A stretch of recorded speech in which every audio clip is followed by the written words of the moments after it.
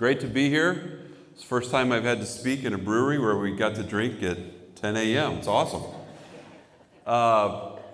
So in the fall of 1996, I had graduated college, had a job for about a year, and just had this passion for real estate. I had already had my license a few years, and I moved home. My dad said, whatever you do, don't come home until you have at least 6 months of money, because you're not going to make any. Of course, I came home with a couple months savings and got started. I was 23, I looked like I was about 12, had a sport coat and wore a tie every day so I would look older, and had a leather briefcase, and I went out to make my mark in the real estate world. And I worked FSBOs, expireds, did everything I could, and I finally got a FSBO to let me come out and talk to him. It was a trailer out by Clear Lake on County Road 925. They had 6 acres, and I couldn't wait to go. And I went out that night, and I met him late, and I had practiced every script and dialogue, and I was getting this damn listing. So I went out there and we met, and they didn't want to list. And so I closed. And then they didn't want to list. And I closed. And I closed. And by God, I was broke. I had told my best friend I couldn't rent his room anymore for $150. And I moved back in with my parents. Sort of embarrassing. So I won't leave. I just keep closing until I finally get them to sign this listing. And I was so proud. I marched out of there about 9 or 9:30 at night. Way overstayed my welcome. I'm sure offended them in every way possible.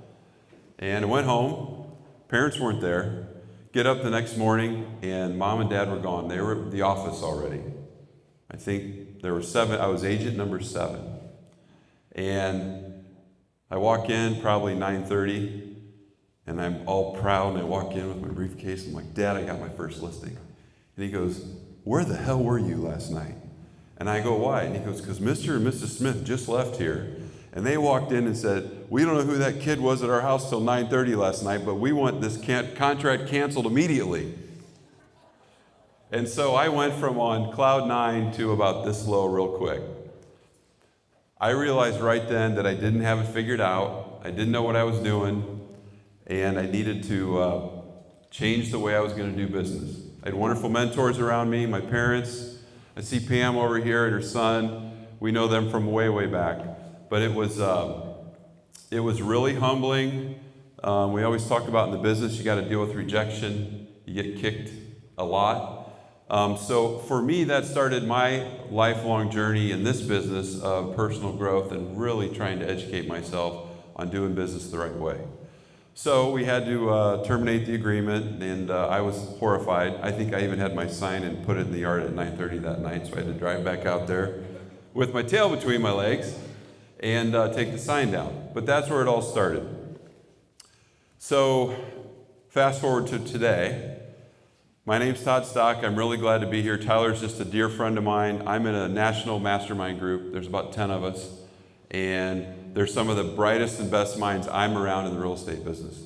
I've had my license for, I think, 34 years. I will be a full-time realtor and agent 30 years in September. I sold full-time real estate for 17 years, and I've now been an owner for 22 years.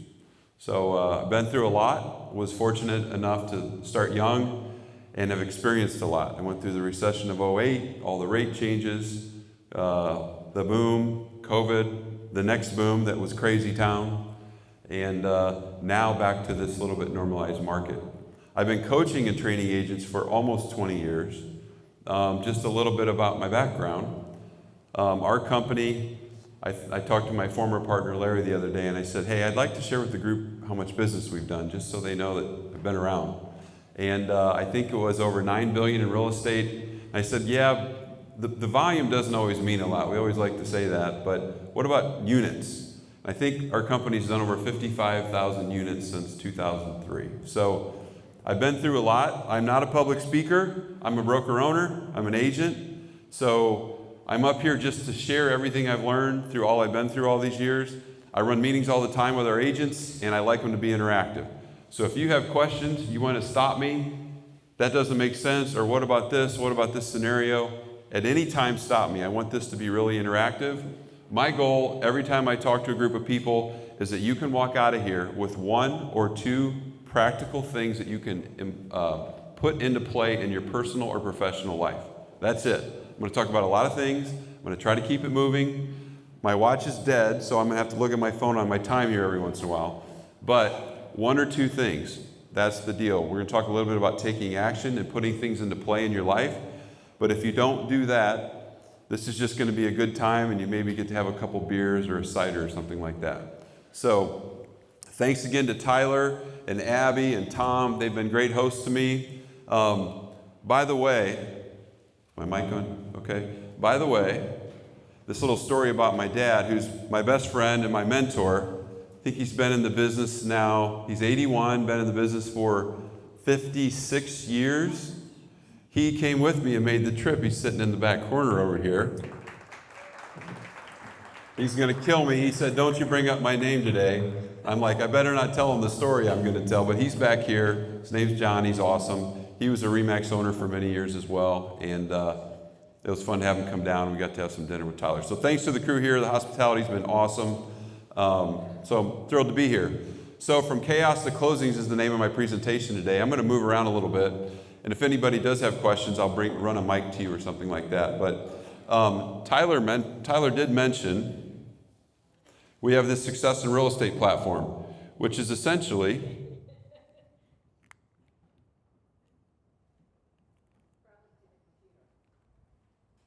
well, we're having technical difficulties.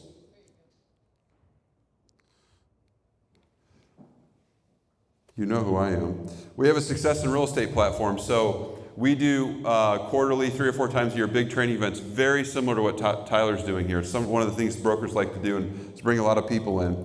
So I encourage you to like and follow us. We're on Instagram, Facebook, LinkedIn, YouTube, all that good stuff. We're on TikTok now too. But we're dropping weekly training tips and videos, just things for you to add a little bit of value to your life. So if you get on there, like us and follow us. So who thinks the market's a little bit different right now? Anybody? Yeah, what are you struggling with? Showings? Getting showings? Yeah. Inventory? Yep. Does anybody have trouble getting everything done they want to get done in a day? Yeah, this business is crazy. It's like we're firemen, we're running around putting out fires all the time. Hey Tyler, can I have you mess with this? Sorry. The battery might need popped in and out. That's it right there. Thank you. I got like the best IT guy in the world here to do all this stuff for me. It's great. The market's shifted. Would you agree it's slowed down? Right, so just to give everybody some perspective and maybe to help me out a little bit, who in the room has been in the business less than 5 years? Can I see a show of hands? A few, not many. How about 10? 15? 20? 25? 30? Oh, we got a lot of veterans in here. 35? Okay, great. You got it? Thank you so much. I knew he would get it. So the market's shifted a lot. We've been through, I call it crazy town all the time. The whole COVID years, when things were busy, were you getting multiple offers on listings within 24 to 48 hours? Multiple, 5, 10, 15. We had one listing, we had 28 offers on it within 2 days. It took the agent a full day and spread everything out in the conference room table to go through all the offers, and he had to build a spreadsheet to figure out what everybody was just to compare the offers. That's not normal. 5 offers on a property is not normal. And so what happened was we saw this huge influx of agents get into the business because it was easy, low-hanging fruit, and the problem was during this hot market, I saw the real estate community grow, right? We were at 1.7, 1.8 million realtors, something like that, maybe more. They're all falling back right now, but the problem is the skill sets required to succeed weren't necessary. And so all these people that were experts, how many people saw lots of people become investors, right? I flip now, I invest, I have rentals, they do all this stuff. Guess what? When the market's going up 10 to 15 to 20% a year, anybody can do it. You don't have to navigate much when the market's really good. And so I saw this just huge decline in the professionalism and the skill sets in our business. And I think companies like Tyler's and hopefully ours that provide a lot of value, in some ways that really hurt us because we have all these committed professionals out there trying to really grow a great career. and they didn't have to do all the things that we thought you needed to do. Well, now we're back in this normalized market. And so would you agree the urgency's gone down, things have slowed down, units are down? So I'm going to talk about 3 areas today. I'm going to try to keep this moving. I chatted with Tyler a little bit about some things that might be good to talk about. One of them is, who in the business never gets everything done they want to get done in a day? You run out the door, you've got the best of intentions, and you get home that night and you're like, where in the hell did the day go? I had an inspection go bad, I had a showing canceled, and I had a seller call me and they were really frustrated. It happens all the time. So I'm going to talk a little bit about productivity and winning the day. Tyler's amazing on AI and tech. I'm going to talk a little bit more about some of the life skills, business skills, and soft skills to be really successful. So I say this all the time, small hinges swing big doors. The simple solves the complex. A coach I follow says this all the time. The simple, boring, mundane things done right and done consistently creates mastery. So the one thing that I'm going to talk about today is elite productivity. If you follow anybody that performs at a really high level, you're going to find some common denominators in what they're doing, and they attack their day in very similar ways with some common threads that matter. And I think in our world, we're all independent contractors, you can wake up every day, do whatever the heck you want. If you want to go to the gym, if you want to come out to Rheingeist and have a few beers, whatever you want to do, you can do it. The problem is it doesn't take you and drive you towards your goals. So I'm going to talk about that. And then the hot button that we're going to talk about is managing sellers' expectations. This matters more than ever. Does anybody have sellers right now who are frustrated? Anyone? What's it like when they call you? You don't know what to tell them.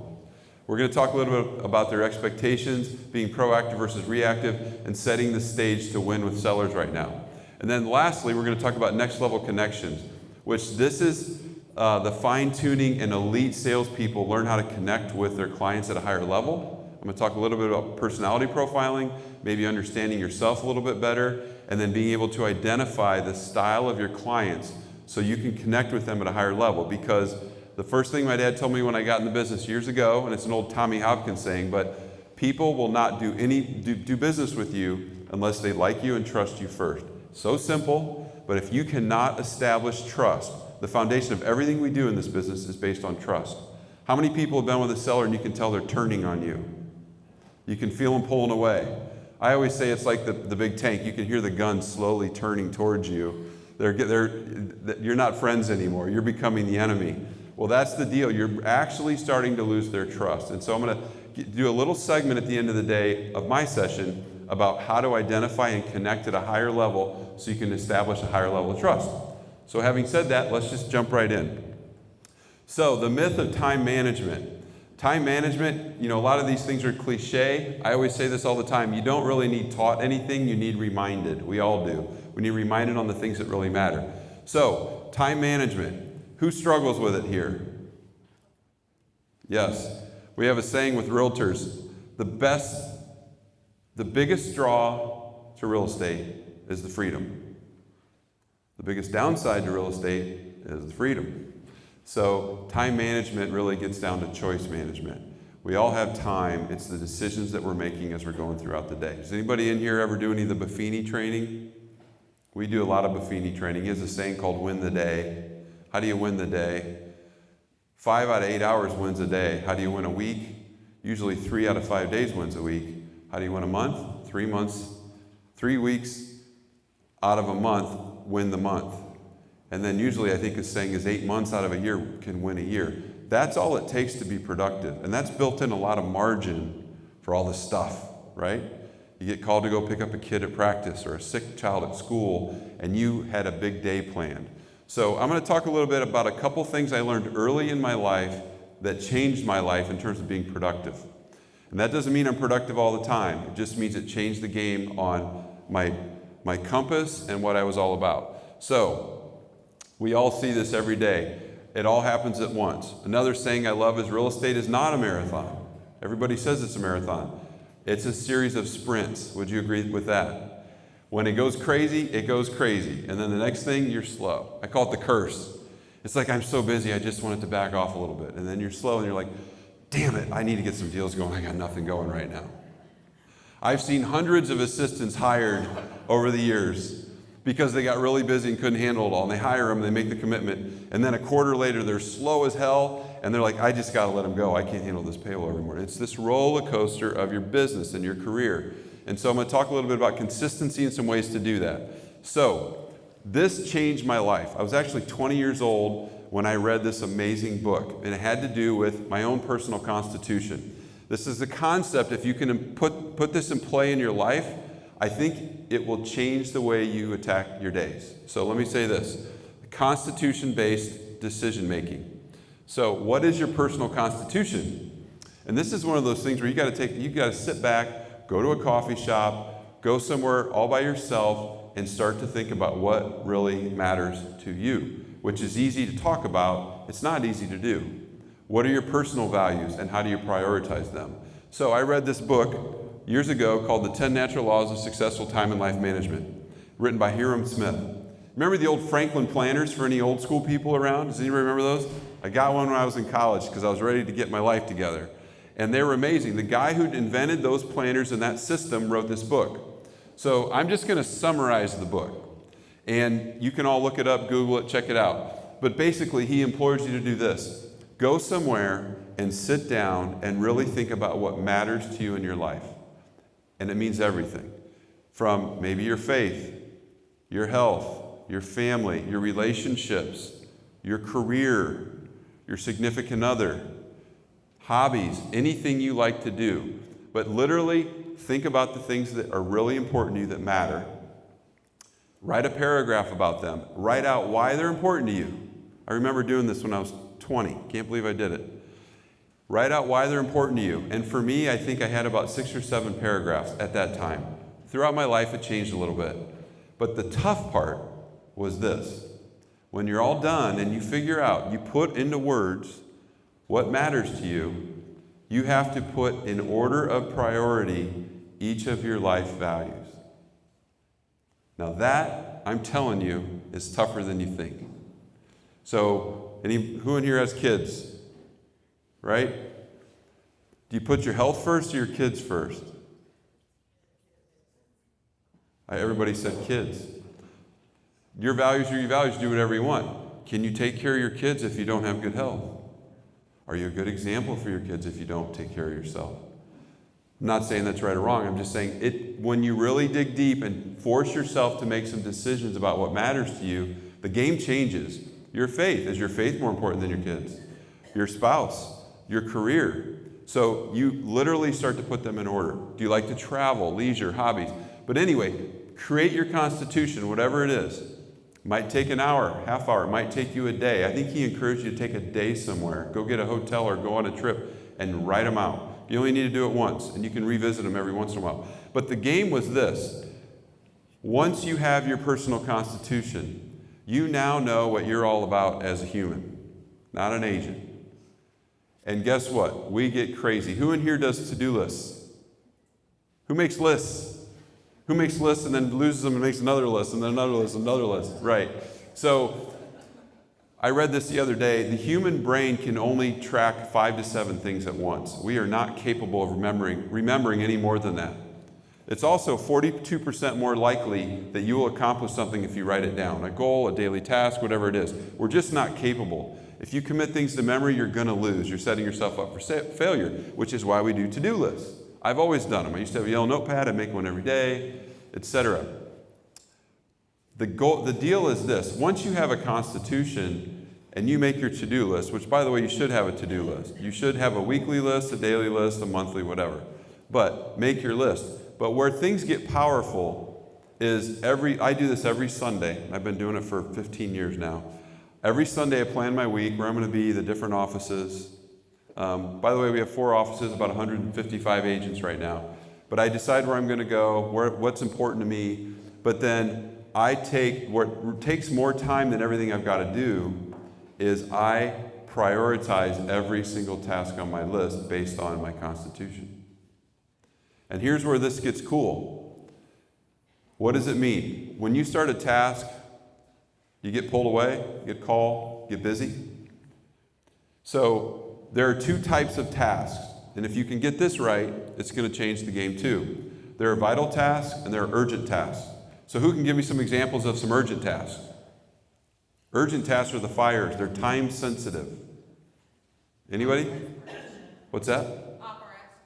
Offer expirations. Certainly timely. Got to deal with it. Submitting offers. Yes. Anybody else? Showings when the market was hard. Yeah, go ahead. Closing that's going bad. A bad closing. A fire popped up. You got to deal with it. Yes, those are urgent things. Those always take us away from vital tasks. So vital tasks are things that align with your goals that move your business forward.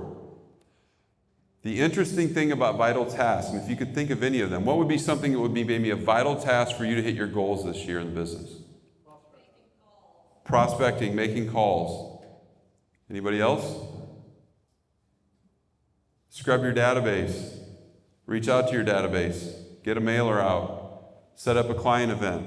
You can go on and on. Are all of those things, would you agree with me, they're all things that don't ever have to be done today? Vital tasks will never have to be done that day. So that's the rub. That's what's happening all the time when you're going through your daily crazy realtor work lives, is that you have all these things that are really important to you. Beginning of the year, you set up, maybe you meet with Tyler, you do a goal planning session. I want to hit 10 million, I want to hit 4 million, I want to do this, I want to buy 2 investment properties. All of the things, all the activities, the tasks that drive you towards getting the things that you really want to get done are never going to be urgent.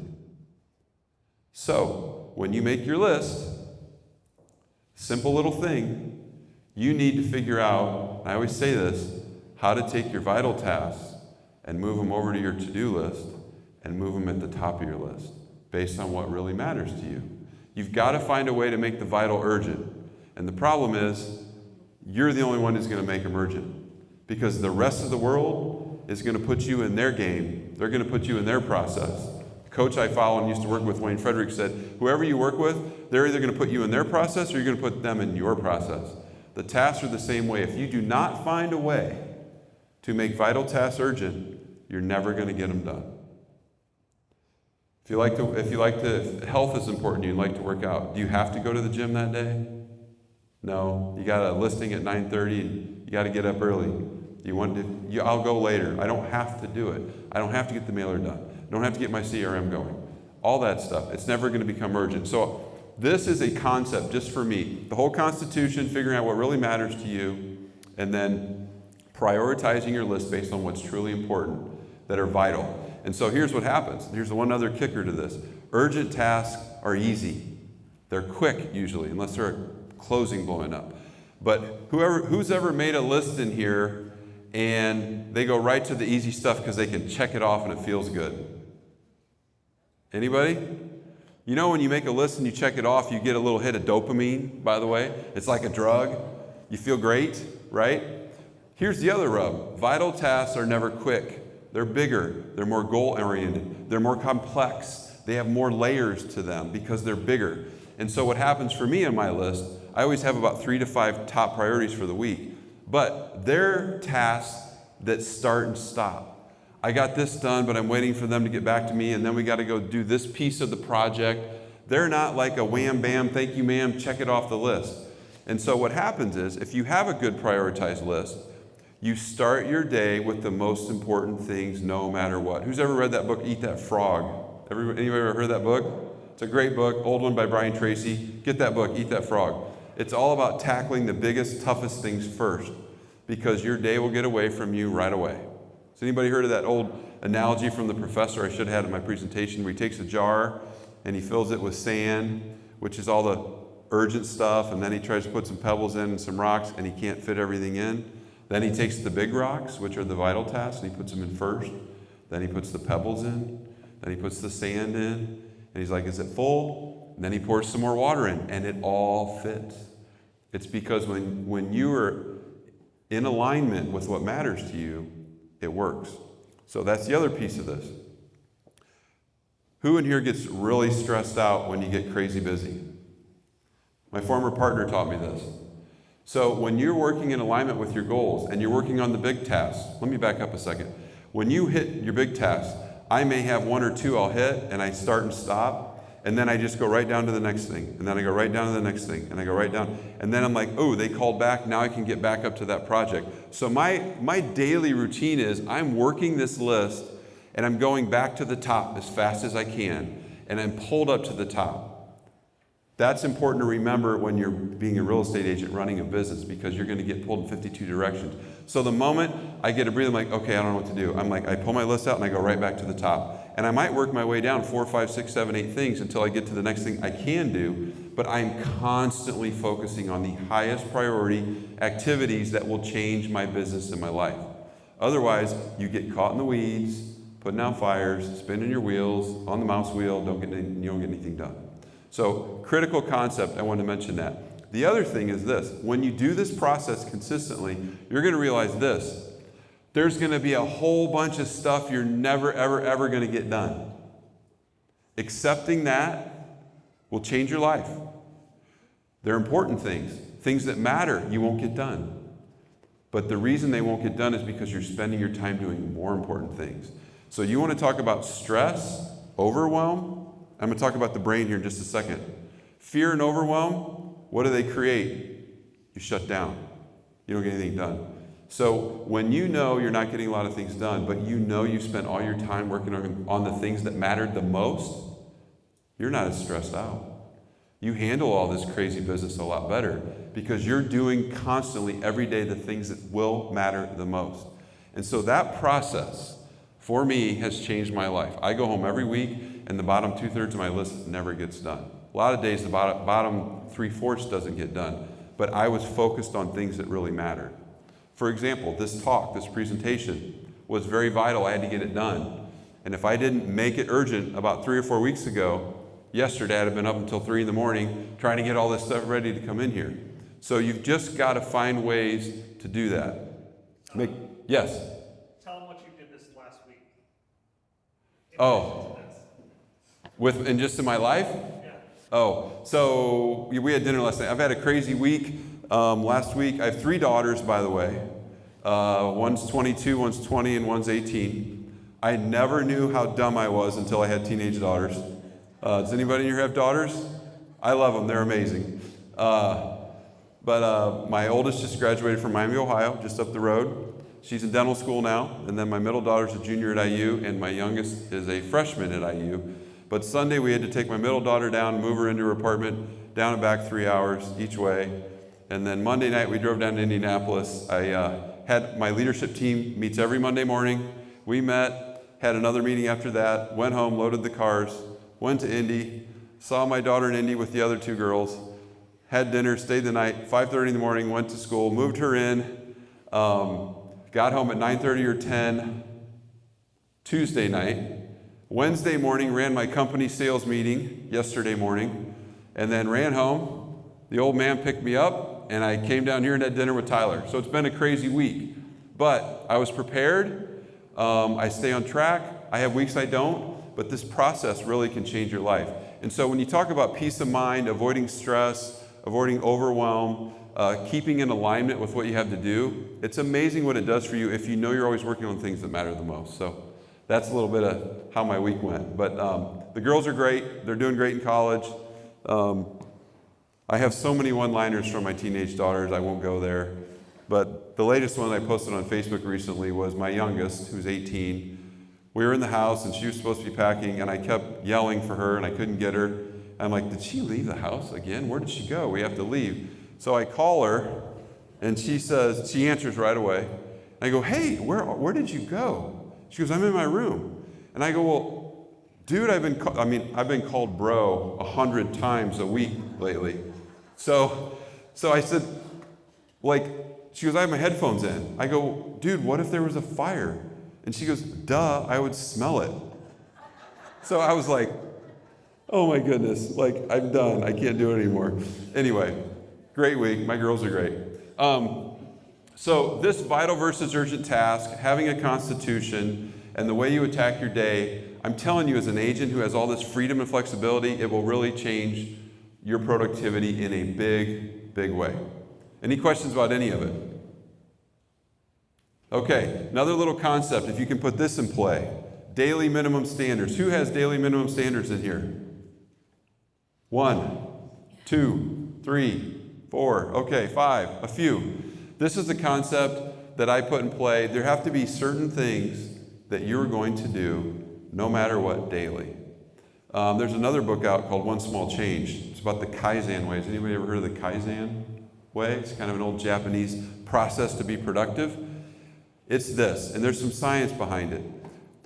Having very, very small tasks that are so easy you can't not do them are how you win. Because when they're so little, you'll do them. So pick a couple things that you think matter. For me, they're always trigger points. Like I like to work out in the mornings. So my trigger was I lay my workout clothes on my closet floor in my walkout closet every night before I go to bed.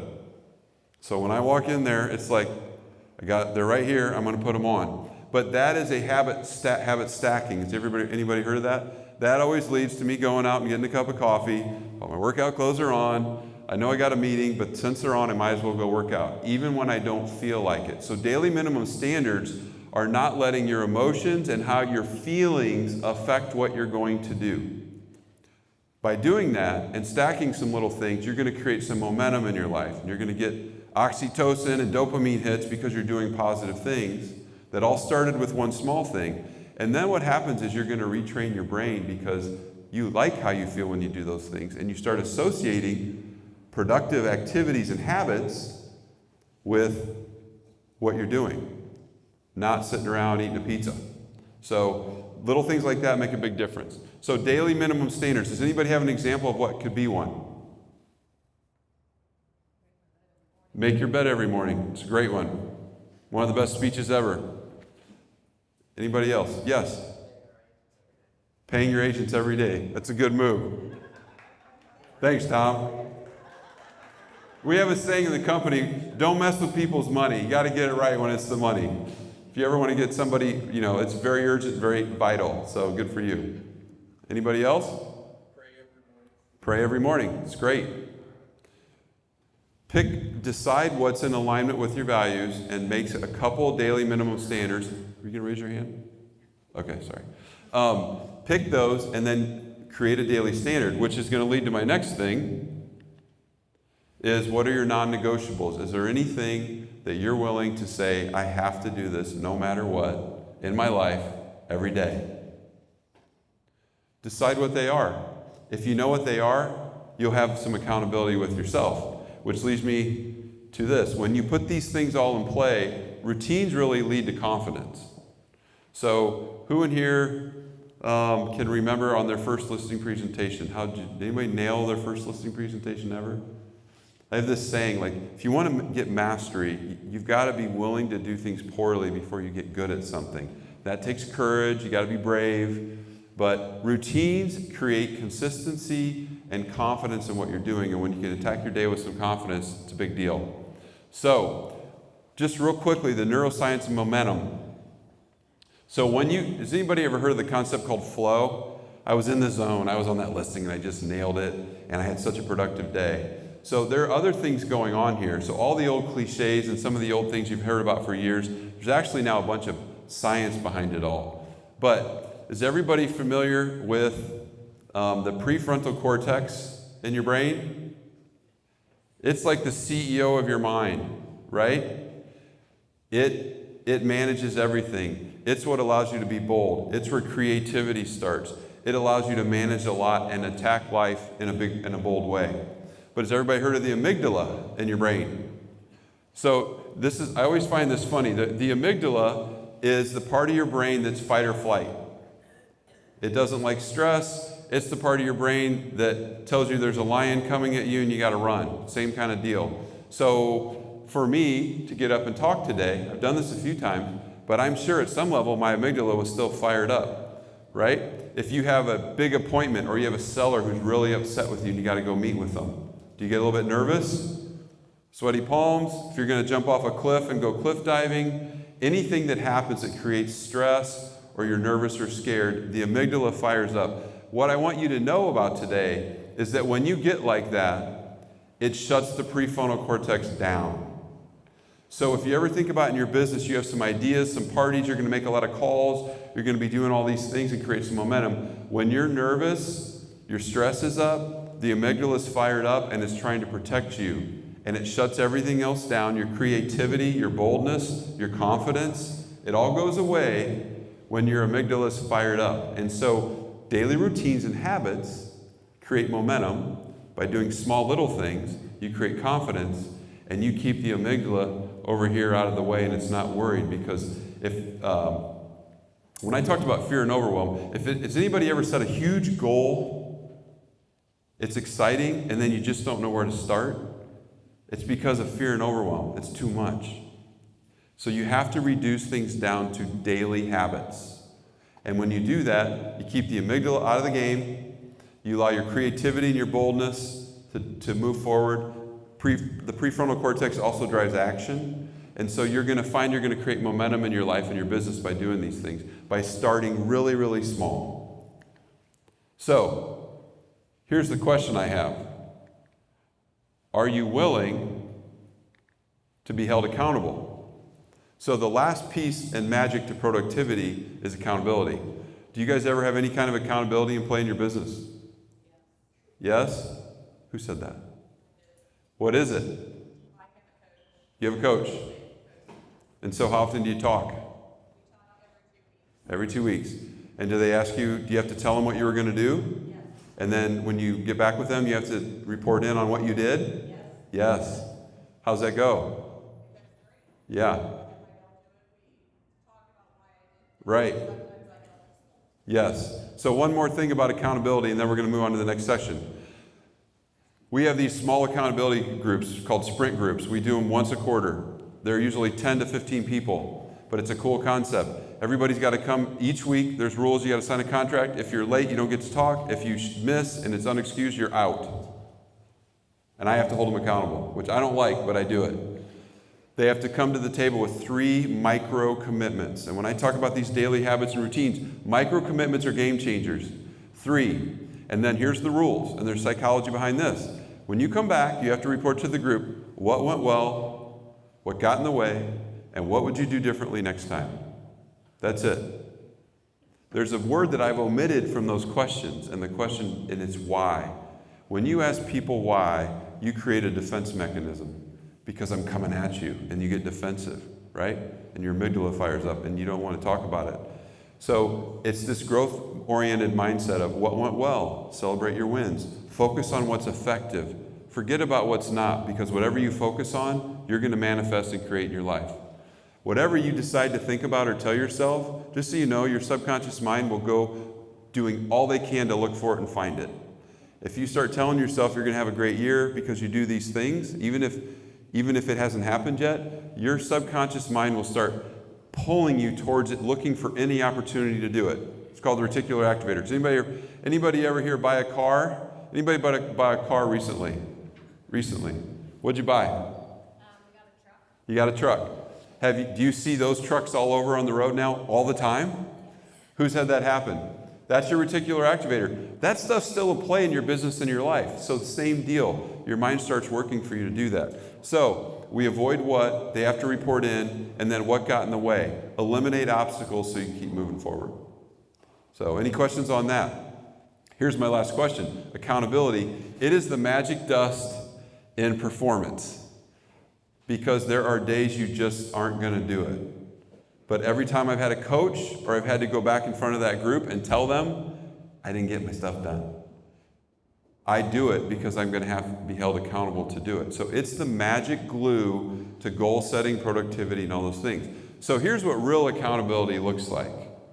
I mean, if I had to tell Tyler next week I didn't get something done, it would suck. I wouldn't want to do it. But what's a greater motivator? Like, who in here right now has something that they really know they need to get done by next week that would be important? We're going to just make an example out of this. It'll be great. Anyone? You guys don't have a lot going on, man. Or are you just scared? Like, what's he going to do? Does anybody have anything that is important to get done? Tyler? I've got to book flights for some upcoming trips. Okay, he's got to book flights for some trips. Seems harmless, right? If you don't get them, it's probably not the end of the world, right? Okay, so are you willing to be held accountable to do them? Okay, so here's real accountability, and I had this happen once. Will you write me a check for $1,000. And I'm going to take it with me today. And if you get that done, I'm going to tear it up. But if you don't, I get to cash the check. Would that work? Yes. Very funny. So Tom's going to give me a check. Anyway, my point is, when you think, did anybody get nervous when I said that? If you told me you would do something and I said, hey, will you give me a $5,000 check or a $1,000 check, depending on the size of the goal or whatever you got to do, that's real accountability. When you literally give up control, you gave up control of the money, and all you had control over was what you were going to go do. So when you think about real accountability, think about that. Get somebody in your life that holds you accountable, you can check in with, that cares about you. You know, we always say, somebody who really loves you will hold you accountable. Love doesn't always look like what you think it does, right? It's not always a hug and being nice. It is sometimes. But sometimes people that care about you are willing to call you out because they really care. So accountability, I would encourage everybody in here to get some accountability. It's a game changer. Okay. So I'm going to keep moving. How am I doing on time here, Tyler? Okay. So managing the listing. Any other questions about productivity? Those are just some little life hacks for me that I found to be a big deal. I mentioned a few books. I would highly encourage you to read the One Small Change. It's a killer book. Eat That Frog's a great book. And then the old Hiram Smith book for the Constitution was a game changer for me as well. So managing the listing. Earlier we had several people say that they are struggling with some sellers. What's average days on market in this market right now? 61? Yeah. Wow. We were at 36 yesterday and one market was 40. And it used to be, 10 or 12 or whatever. So anybody else? Is it tough to deal with sellers right now? Tougher? Slower? So what would you say is your biggest challenge dealing with sellers right now? Is it timing? Price? What is it? Price. Okay, great. We're going to talk about that too. So, would everybody agree with this slide? My manager and assistant, Melissa, made this. I thought it was great. Sellers still think it's COVID times crazy, and what do buyers think now? They're giving stuff away. Prices have come down, right? This is the problem right now. And this gap is where skilled agents have massive opportunity right now. If you're really good, you can close that gap and you're going to have success. So, the ability to have crucial conversations with your clients and the willingness to do it. Some of you might be able to do it, but are you willing to do it? Are you willing to go there with your clients? So, this concept right now is really what's going on. Buyers think it's way worse than it is, and sellers think it's still like it was. The problem is that gap. As professionals with the right skill sets and conversations, if you can close the gap, you're going to put more deals together. Because buyers want to buy and sellers want to sell, and they usually get caught up in the weeds with all the emotion, and if you don't help them see the forest through the trees, you're going to lose more deals. Right? Some peddly little problem from the home inspection is going to blow your deal up because they're emotional, they're too far apart, and your job is to get them together. So I'm going to talk about a few things today that I think can have a big impact on you being more successful with your sellers. So the first thing is questions. We have this flyer, and any of the materials that you want, we'll make sure Tyler can get them out to you. But to manage expectations, you have to know what theirs are. I always found that the least confident agents on pricing, commission, objection handling, half the time they go in over bold, too bold, because they don't really know what the hell they're talking about. They don't do the homework, they're not prepared. To go in on an appointment with a lot of confidence, would you agree you're more able to ask more questions? So the old 80-20 rule totally applies. What are some questions you can ask sellers when you go on a listing, or even before you go? Anybody?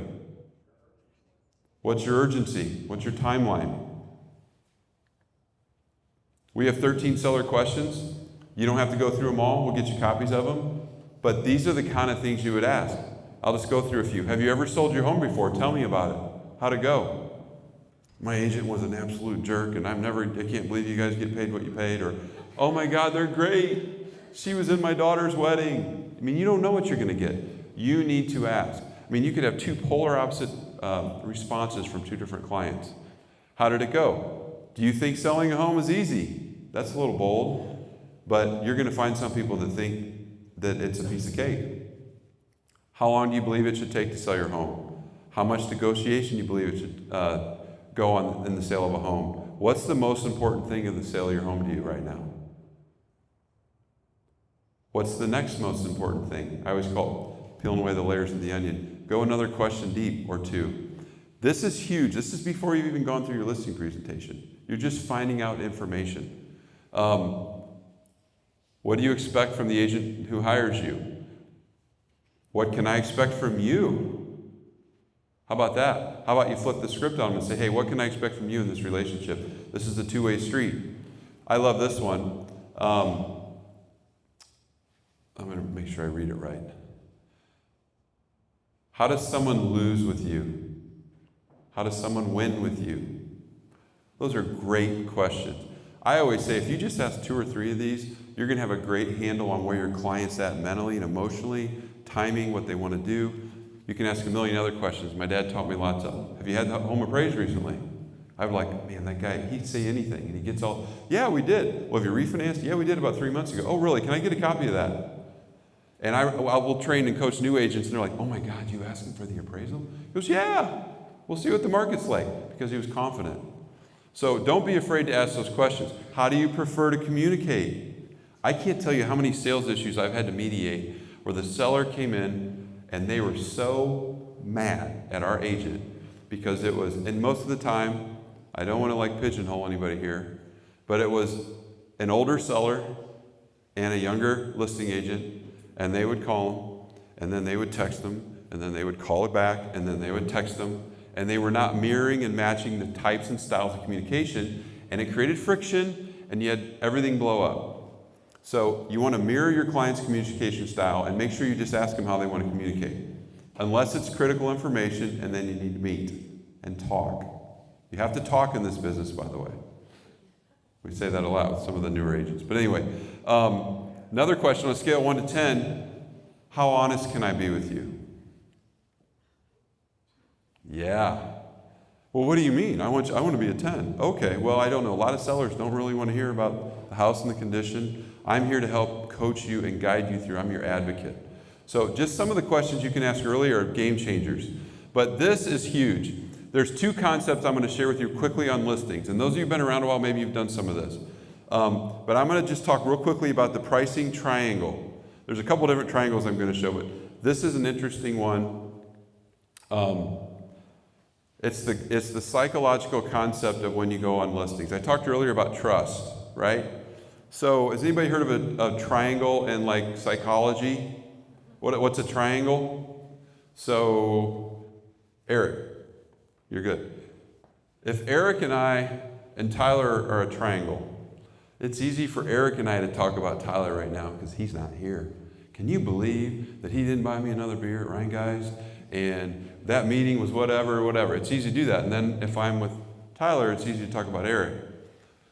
Triangles work like that, and they're very destructive. They're unhealthy. They can work in times, but you need to be aware of what triangles are like with people. Friends, I got 3 daughters. I can't even tell you how many triangles I've had to deal with them and their friends. It's crazy. But you've got, as managers, one of the things in management training they teach you is you need to blow triangles up because you just need to deal with things in a healthy way. But here's the rub. You can use a triangle to your benefit when you're with your clients. And so you need to establish early that the market is the market. How many people in here have sellers that think when you tell them what their home's worth, you're the market? You're telling them what their home's worth. Anybody do that? So you need to establish early in the game, hey, we're going to look at some comps, put the comps on the table, your market, whatever it is. But you need to create a triangle with your clients. So it's me and Mr. and Mrs. Seller, and we are looking at the comps. And the comps are the tip of the triangle. This is important because it's separating you from the value of their home. Does that make sense? People don't think about this. We did a lot of body language training a while ago. And one of the things that's really critical that they talked about was how you position yourself at the table with people or when you're talking to people. And so if we're talking and it's something that might be tense, so there's a little friction because he wants $325 and I think it's worth 289, right? That's a little bit of friction, and we're going to navigate that and trying to be polite, and I want them to know I'm on his side, but I'm facing up to you right now. I'm squared up, right? That's tough. But if I'm like, hey, we have the comps, and I would literally at the table in some subtle way put the comps on the table and kind of come alongside. So we could be looking at the comps, which are the point of the triangle, because I'm on your side. We're in this together, and I'm your advocate. That is such a subtle thing to do, but the moment, who in here has been on a listing presentation, and you could tell they were not jiving with the pricing, that you were far apart, right? All of a sudden you find you're in this conversation, it's like punch, counterpunch. Yeah, but I've got the heavy duty nails, and yeah, they do, but they had just updated the house down the street. Yeah, but we also, did you see the fence? I painted the fence last year, and their yard's not nearly as nice as mine. And you just go boom, boom, boom, and all this tension is created. You need to be able to come alongside them and make sure you're not on the other side of the triangle in terms of pricing. I'm your advocate.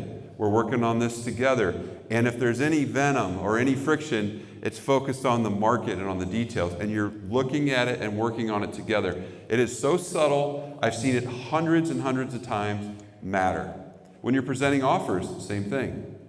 Don't become the messenger they want to shoot. You're a counselor. You're an advocate. You're their, another good mindset thing is, everybody here has seen Star Wars, right? You need to be Obi-Wan, and you need to always let your clients be Luke Skywalker. You need to be the trusted person guiding them on their journey. It's kind of called the hero's journey. It's a whole metaphor for writing, and you'll see it everywhere in every movie and every novel that's ever been written. But that's the deal. The focus is on them, you're alongside of them, and you're not creating friction. But the market's giving them information they maybe don't like, but it is what it is. It's the truth. So everybody get that? It's an important factor. We're on the same team. You need to make sure that you let them know that. And you also need to make sure you let them know, like, hey, I'm here to help you interpret the market. We're going to look at some of these comps. I'm prepared. I know them. We can talk about them. But we need to decipher how we need our best pricing strategy. And then you need to also make sure that they know you can be the best marketer in the world. You can have great videos. You can do all your stuff. But price is king and price trumps all. We used to have a saying, and it was a little touchy. I wouldn't always say it. But, hey, I understand. But I'm going to tell you right now, I could put this thing in the Wall Street Journal or put it on a TV show. But there are no more dummies out there. Everybody has access to all the information. So we need to push price as much as we can, and that comes through activity and traffic, not by raising the price up. So your best tool is the CMA. Who in here is doing CMAs for their listings? Many of you. Great. You didn't have to do them very well before, did you? It's like eeny, meeny, miny, mo. Okay, yeah. Oh, you want 50 more? Let's do it. I just want to get it listed. Hopefully before anybody else gets out here. So back to the basics, the skill sets, the time. To do a really good CMA takes some time to make sure it's accurate. Even if it's automated, you need to go in and make sure it's accurate. So it is the most important tool you have. And then back to the triangle theory. The pricing strategy needs to be a mutual decision. You need to work on that together. Because if it doesn't sell as quickly as they thought, and you establish the price, what happens? This is stuff that didn't matter a year ago, 2 years ago. And it's going to matter a lot now. It's going to matter even more moving forward. So what do you think? Back to the questions. Go through the comps. So based on what we've looked at here today, what do you guys think about a good pricing strategy? What's your timing? Where are we? Well, that one over there, it's just terrible. I was there for a cookout. Okay. Based on that one, what do you think? Ask them. Let them tell you where they want to go. You'll find if they really are bona fide, which means ready, willing, and able, right? If they're bona fide sellers, I can't tell you how many times the buyer and seller would start arguing about price because they were sincerely wanting to get it sold and they were trying to find the way to be the most effective. So ask the questions, and you'll find if you do a great market and ask the right questions and you positioned it where the market is the market and you're their advocate alongside them, they'll set the price. And they'll take ownership in the price. And when they take ownership in the price and they call you 3 weeks later and you've only had 5 showings and no offers, more often than not, they'll say, what do you think about the price? Do we need to make a change here? Not, so, you told us he told us 289, we don't have an offer. What do they think you've done? You've misled them. And your job is just to interpret the market. So that's a mindset shift that's going to matter more now than it ever has. It means you got to slow down and take more time with them at the listing. You got to be a little bit more skilled. Any questions on that? All right. This was the other arrow in my quiver that was really powerful. Who in here figures out the absorption rates on listings? Anybody? At my meeting yesterday, we had one person. So this was so powerful. Does anybody know what it is? Some of you, yes. So on every listing you go on, you need to make sure you look at that segment of the market because they're all different, right? $1 million home versus a $150,000 home. That market's moving at a different speed. Everything could be different. Look at your segment and then use the absorption rate to communicate the amount of supply in the market. And this was a powerful tool for me. So I'm going to give you a real quick example on how to figure one out. So if you were going to list a home at $250 and 9 sold in the last 3 months, you divide that out. That means that the market is absorbing these homes in that price range at about 3 per month, right? Well, right now you run a search for actives and there are 6 for sale. So you could sit down with your client and say, hey, I understand where you're coming from. If nothing changes, right now it looks like there's a 2-month supply of homes in your price range on the market. That's the golden statement. That's something they can equate to. We used to have another thing we would say all the time is, don't use inside lingo on the outside world. We get so caught up in our stuff, right? How many people would go to a party and tell their friends, like, I got 3 listings this week, I'm so excited.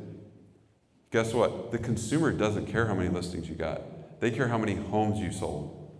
It's different. It's a big deal to us, and it is important, but we need to be mindful about what we're sharing with the consumer when we get caught up on our own stuff. So this is a statement that resonates with sellers. If nothing changes, right now there's about a 2-month supply, or a 4-month supply, or a 5-month supply of homes. Okay? So really interesting, very powerful. That helps you affect price. And so this was a little chart we found, I thought it was good. Kind of lays out the pool of buyers.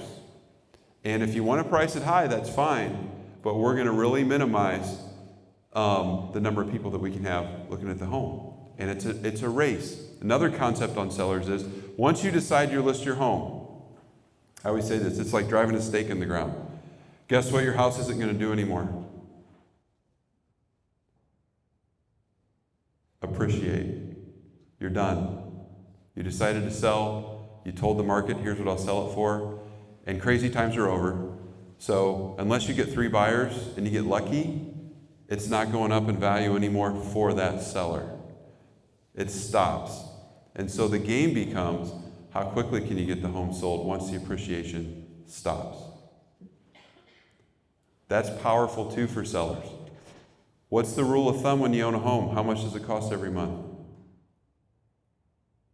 On average, about 1% a month if they have a mortgage. Taxes, utilities, insurance, interest. 1% a month. $300,000 home, it's costing you $3,000 a month, and it's not going up in value anymore.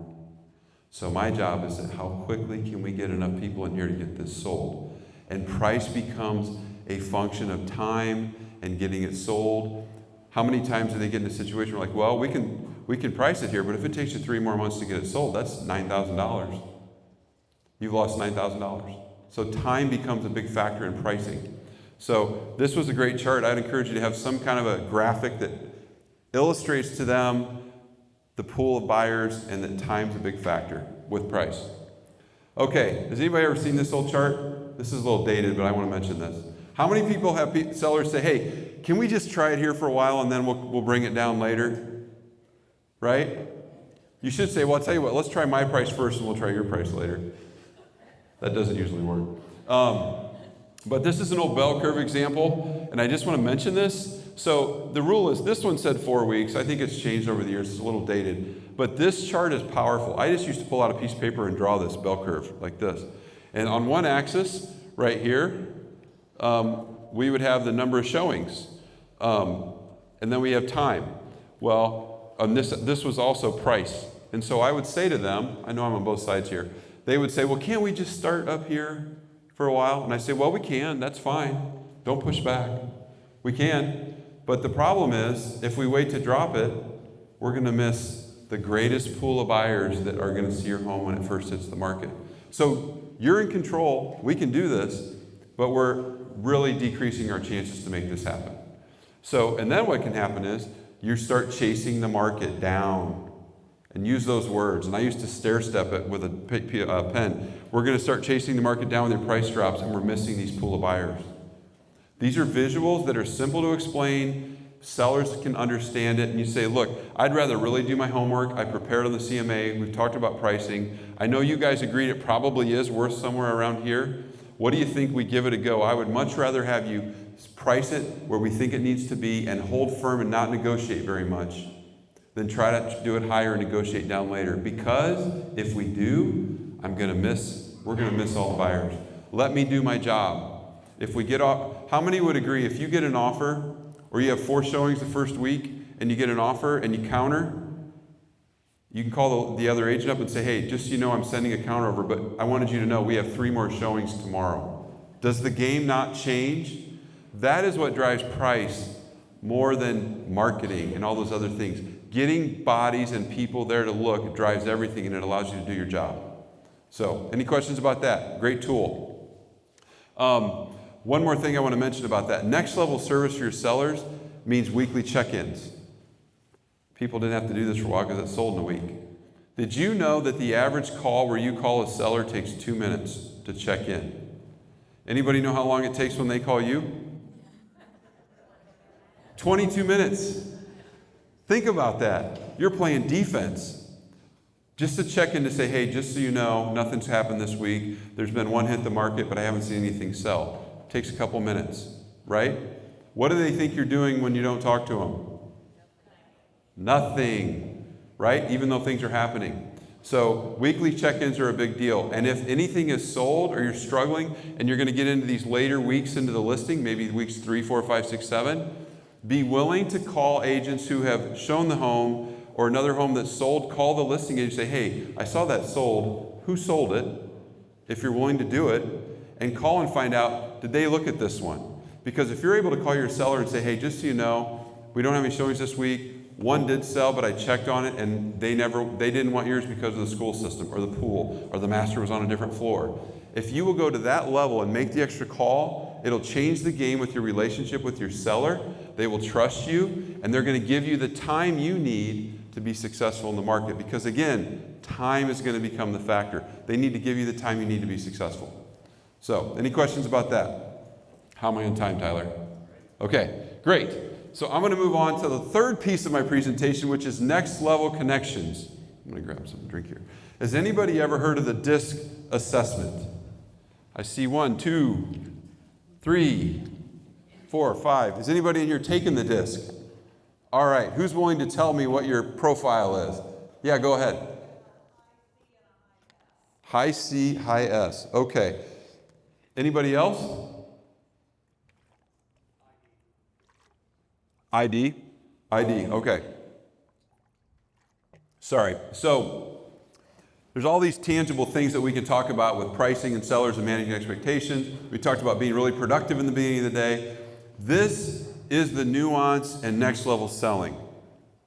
If you really want to be highly effective with your time and in your relationships, I say this all the time. The number one factor that I find in anyone who is successful in life, and I've never seen it not be true, is they have high self-awareness. Awareness of self. They know themselves. They know who they are. So I would encourage you all to take the DISC test. By the way, we have a link, Tyler. We can get it to you if people want to take the DISC test. So there's 2 pieces of what I'm going to talk about right now. Number 1, you need to know who you are and what your style is, which is how you think and interact and what matters to you. And then, secondly, by knowing all the styles, and I'm going to give you a few tips and tricks to identify what your clients might be and or best ways to communicate with clients who are different style. So who in here has left a meeting or a party, a dinner, met someone, said, man, they were awesome. We just clicked. Right? Who's left a meeting and said, man, I felt like I got nowhere with them. Right? A high I meets with a C. Doesn't always work. So I'll talk about that in a second. So those are the things that are going on with our natural styles. So the DISC assessment is a very basic fundamental way. We just got a guy get certified in the DISC to train, and we're now coaching in our company on disc. We're also tying it into business planning. Because the other thing is, all of our styles, and I'm not going to share this today, but we can give the information to Tyler. When we coach you to do business development activities, which is the number one reason agents fail or make it, we can easily coach people to be doing things that do not match up with their style at all, and they hate it. Who in here's had to do some lead gen stuff you just hate? Well, we went in and we broke down all the different activities you can do for lead gen, and then we broke them down by the styles. So if you're a C, we have a whole list of activities that suit Cs. Because, I'm going to go back to the beginning of the day, if you can do things with consistency every day, and they line up with you, you're going to create momentum, it's going to feel good, you're going to get results, and you're going to flywheel, and good things are going to compound in your life. So that's what's happening. So I'm going to jump in here and talk about the 4 styles. So it's really cool. It's divided into quadrants. So if you move up the axis, you're more assertive. If you move down the axis, you're more reserved. If you go to the left side, you're very task motivated. You like to check things off the list. And if you move to the right, you're more people focused. Make sense? Before I go any further, I want to make it really clear. We all have all of these in us. And there's no good style or bad style. They're just who we are. And again, it's more about awareness. So, I'm going to keep moving here. I'm going to start with DISC. D, dominant. They're direct, they're decisive, they're action takers. Who in here has ever said, just get to the bottom line here, what's going on? A lot of hands. A lot of D's in real estate, by the way. They can be perceived as sometimes domineering and demanding. Could just cut to the chase, get to the bottom line. What do we got to do here? Someone drones on and on and on and on, and they're ready to go. One of the things I can mention is think about going on a listing appointment and somebody's a D and you have a 2-hour listing presentation. Yes. I did that once with my dad. Didn't go very well. Moving on, I, influencers. They are the extroverts of the world. The real estate world is full of I's. They're the life of the party. They like to have fun. They're very interactive and interesting. They can be very impulsive. Squirrel, right? Next hot thing, they're onto it, it's fun. Hey, we're going to go do this morning. We're going to meet at the gym. But oh my God, my friends called and they're all meeting for coffee and I don't want to miss the party, so I bailed on that. That's a high I. They can be irritating for some people because they talk too much. S is for steady. And in different DISC assessments, they have some different names for these, but they're all basically the same. They're very stable. They're very supportive. They're sincere. They are the team players of the world. They can be really great in supportive roles. They want everybody to get along. They hate confrontation. D's are the most confrontational of any humans alive, right? They just want to get to the point. I'm not too concerned about your feelings. I just want to know what the answer is. Which is why I'm an ID. And my daughter and wife were telling me I was being rude in the room putting together the shelves and everything the other day. And I was like, I just wanted to know where the damn screwdriver was. So, that kind of a thing. So compliant, the C's, they're very cautious, careful, conscientious. These would be what we would call the analyticals. My former business partner, Larry's 81, partners for 15 years, amazing human. I know Pam and Eric probably know Larry, great guy, life mentor for me. He was a high off the charts C analytical. I'm a very high I. We matched up on the D and we were both low on the S. But as business partners to run a company, it was the perfect match. So those are the 4 quadrants. So I'm going to these are really powerful. You're going to get all these materials as well. I got a QR code coming up. But the things that D's they like to do things fast. I's want to have fun. S's want to do it the traditional steady way. And C's want to do it right. Accuracy is critical. Decor, I'm not going to run through all these, but you get the idea. D's are large, flashy desks, awards. They're gregarious. They're very much about their accomplishments, big gestures. I's are flashy, fun pictures, very expressive. S's have family pictures, personal mementos, gentle, reassuring gestures. C's want to make sure it works. It's functional. It's what I got to do every day. And then moving on, speech patterns. D's are very direct, abrupt. C's are talkative, they get sidetracked, or I's are talkative, they get sidetracked. How many people have been on a listing like, oh my God, I forgot what I was talking about. We were talking about my kid's game the other night or whatever. S's are very conversational. They want people to get along. C's are very monotone. They have no emotion. Sometimes people want to be like, are you human? My recruiter and director of community growth, Jacqueline, who's awesome. You'll see her on Success in Real Estate. She thinks this is the best one to put it all in play, is D's process by asking what, I's ask who, S's ask how, and C's ask why. Okay? So I'm gonna run through here a few things. These are some of the takeaways I want to leave with you. We're about done here in a couple minutes.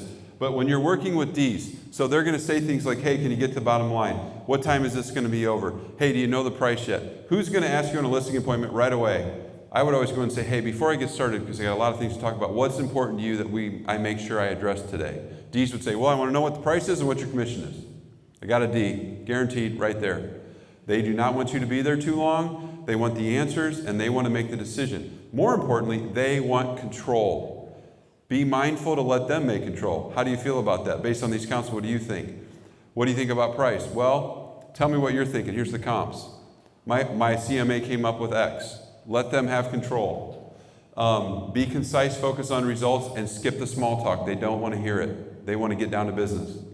Our marketing plan will sell your home within 30 days. Qualified buyers at your price. For buyers, offer quick, short solutions. Be efficient. Be assertive in negotiations. They want to know. I's, they matter more. They want you to like them. They are more worried. You can be who's been worked with somebody in the middle of a deal and the biggest thing going on in their life and all you feel like they really care is that they're having a good time with you and they want you to like them. They're an I. They need to know that you like them and that you have a great rapport before they're going to be able to make good decisions and really trust you. That's at the top. That's just who they are. Keep them focused. They want you to be excited for them. So you need to be excited about the deal. I'm so excited if we can get this done. You and the kids are going to love this place. They love a statement like that. Buyers, make it fun, upbeat. That's what they want. They're in for fun. It's action. Okay, S's. You need to build trust with a calm, steady approach. Be patient. I'm going to keep you really updated. Do you have any more questions? I think we're going to head to the next home here soon. Is there anything else you want to know about this home? Okay, great. Buyers, offer reassurance and patience. Highlight homes that fit long-term goals. They need to know that you're there for them. They do not like pressure, and they do not like confrontation or friction.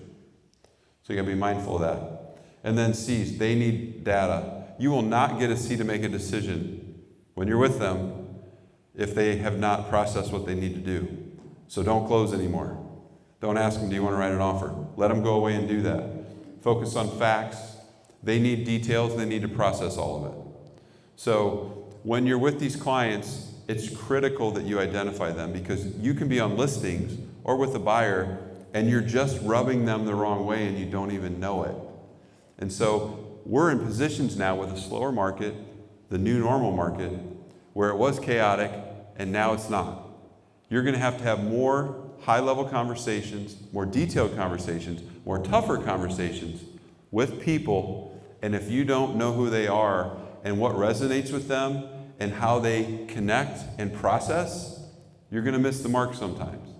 And so the next level, I think, of selling with all these factors is really knowing who you are, but really identifying what they might be quickly and thinking about how you're going to deal with it. I can remember one of the biggest challenges I had early in the game is I would go on listings. I would do a two-stop listing. I'd go first, say, hey, can I swing by real quick? Just take 15 or 20 minutes. I'd love to see the home. I can't do a great market unless I've seen the home, so I'd like to do that. And a lot of times I would go and the spouse might be home. And if it was female, I'd be careful to be there. You got to be careful about that, by the way, for men and women, just so you know. One of those factors nobody talks about. I would do that. I was a young guy, I'm sure married, but I'd come back 2 nights later, and the husband would come in and sit down, and she'd say, oh my God, it was so great you came over the other day. I showed Todd everything. We got your stuff. And he would posture up like, I don't know this guy. And he might be a D and she maybe was an S. And she wanted me to love their home. She wanted to trust me. And he was ready to get to the bottom line. And there I sat in a position with two people who needed two really different things out of this meeting.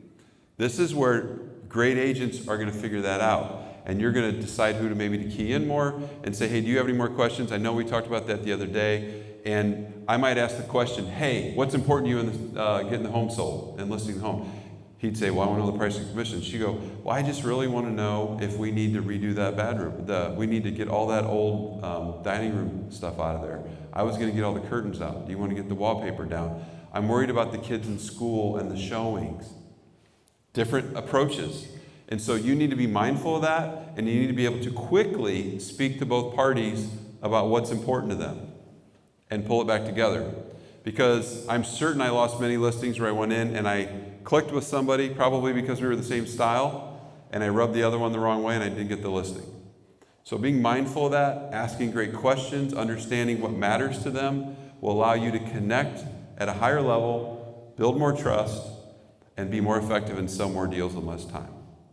So, you can scan this right here if you want any of the details and all the information that I shared. I'll leave that up for a minute. So I'll say this, we covered being really productive. Hopefully I gave you just a couple quick life hacks, a little bit of the rationale behind why they work, some great books, but create a list, create a constitution, make a list every day or week, prioritize it, attack the list from the top down, and just work your list all week. We talked about sellers, the absorption rate, the CMA, some conversation dialogues you can have. We talked about the pricing triangle, which means I'm on your side. I'm not the enemy. We're talking about the market here. And then we talked about DISC, which I went through DISC quickly. This could be a whole day seminar. But just identifying and realizing the different types of styles and how you're communicating with them and how you are impacting others is a game changer. So any questions for me? One thing I want to close with, and this changed the game for me, was your approach. I'm a big believer in relational selling, not transactional selling. Who in here works internet leads? We were talking about last night, was it 1%? Yeah, he's good at it. I was very relational, but my goal every time I worked with somebody was for them to become a client for life. And in your dialogue and the way you talk to them and things you're setting up with them, you want to just let them know, like, hey, I'm here for you, just like the family doctor or the family dentist. If you guys need anything housing, call me. You need a plumber, you need a roofer, you need a landscaper, your nephew wants to buy a house, they need an apartment, whatever it is, I want to be a resource for you and your family, so you let me know. That is the mindset that changes the game in our business, and it creates a great quality of work life when you're working with people who already like you and trust you. So, having said that, thanks for having me today, guys. Appreciate it. If you have any questions, let me know. Thanks to Tyler and Abby and Tom and the crew, too. Without further ado, I think most of you already know her. But seriously, I think she's helped 90% of you, if not directly through me, when I'm like, hey, Ann, we've got an issue. She takes calls from me at all hours of the day, and weekends and mornings. So please give Ann a warm welcome with a huge round of applause. Ann Taylor. Thank you, Tyler Morton. And hi, everybody. So yes, I try to be very accessible. And I will say, sadly, like, nobody calls. I know if you're calling me, nobody's calling me and be like, hey, I got something really good just to tell you. It's like, hey, I need your help. And so I'm associated with all of these like stressful and negative moments in your life and career. So I don't know how to get around that. I like that Tyler put me at the lunchtime because like people like you more if you feed them. I didn't provide the food, but it feels like that's a positive association, so I like that. This is always, whenever I have a presentation, unless I'm like CE and I've got to crank through it and stay on a timeline, it's intended to be interactive. This is intended to be helpful to you in your lives and your practice.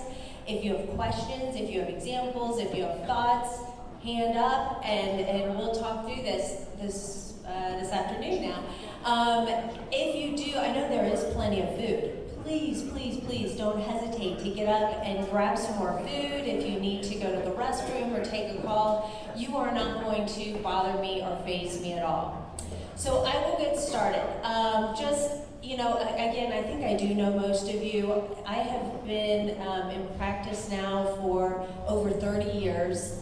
And as I started to get prepared for this, because it doesn't matter how often I do a presentation or how relevant it is, I'm always like, okay, I gotta prepare, I gotta dig in, I gotta get all the resources.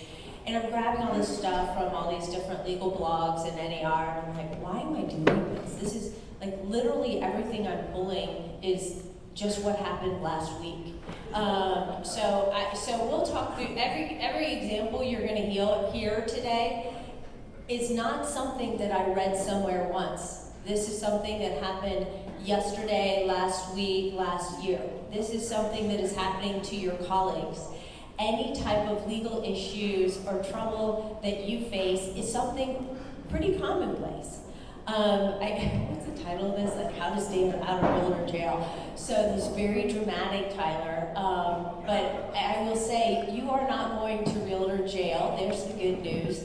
Unless you are doing something very decided and determined and concerted that you know to be illegal. So and if you're doing that, it doesn't matter what I say. This isn't going to move the needle for you. But otherwise, most of the problems that arise for realtors are things that they are going about their practice and usually diligently trying to represent their clients, acting in good faith, wanting to be wonderful helpers and representatives for them, and they just don't really understand where they've crossed a line or they haven't been intentional and thoughtful. So I think maybe the best thing that can come out of today is just to take away a few little nuggets where you're a little more deliberate, intentional, thoughtful in things that otherwise wouldn't have occurred to you. It's not something that you know about and you're decidedly ignoring, but something that maybe it'll now just trigger a little bit differently. I had an agent call me last week, and literally his client was asking him to do something that he said, all of a sudden your face popped up in my head. Yeah, okay. So I'm like your legal Jiminy Cricket now. So I'm glad, because then he could call me and we could talk through things. As Tyler said, either go to Tyler. Tyler obviously deals with these things day in and day out, but he can come to me. I have a lot of folks that come to me directly so that we can talk through various issues. We do have 3 attorneys with our firm, and so if I'm not available, we've always got someone that can probably help you fairly efficiently. But as I pulled the information and I started to organize my thoughts for today, one of the things that jumped out was sort of like the top 10 reasons realtors get sued. And I thought, well, that's interesting. I'm interested in the top 10 reasons that realtors get sued. But what I want you to know, regardless of that, and we'll go through these different things, is that the cost of doing something that gets you sued or causes an ethical complaint against you, because suing someone costs money. Your client or whoever's suing you has to go hire an attorney probably. They've got legal costs, court costs.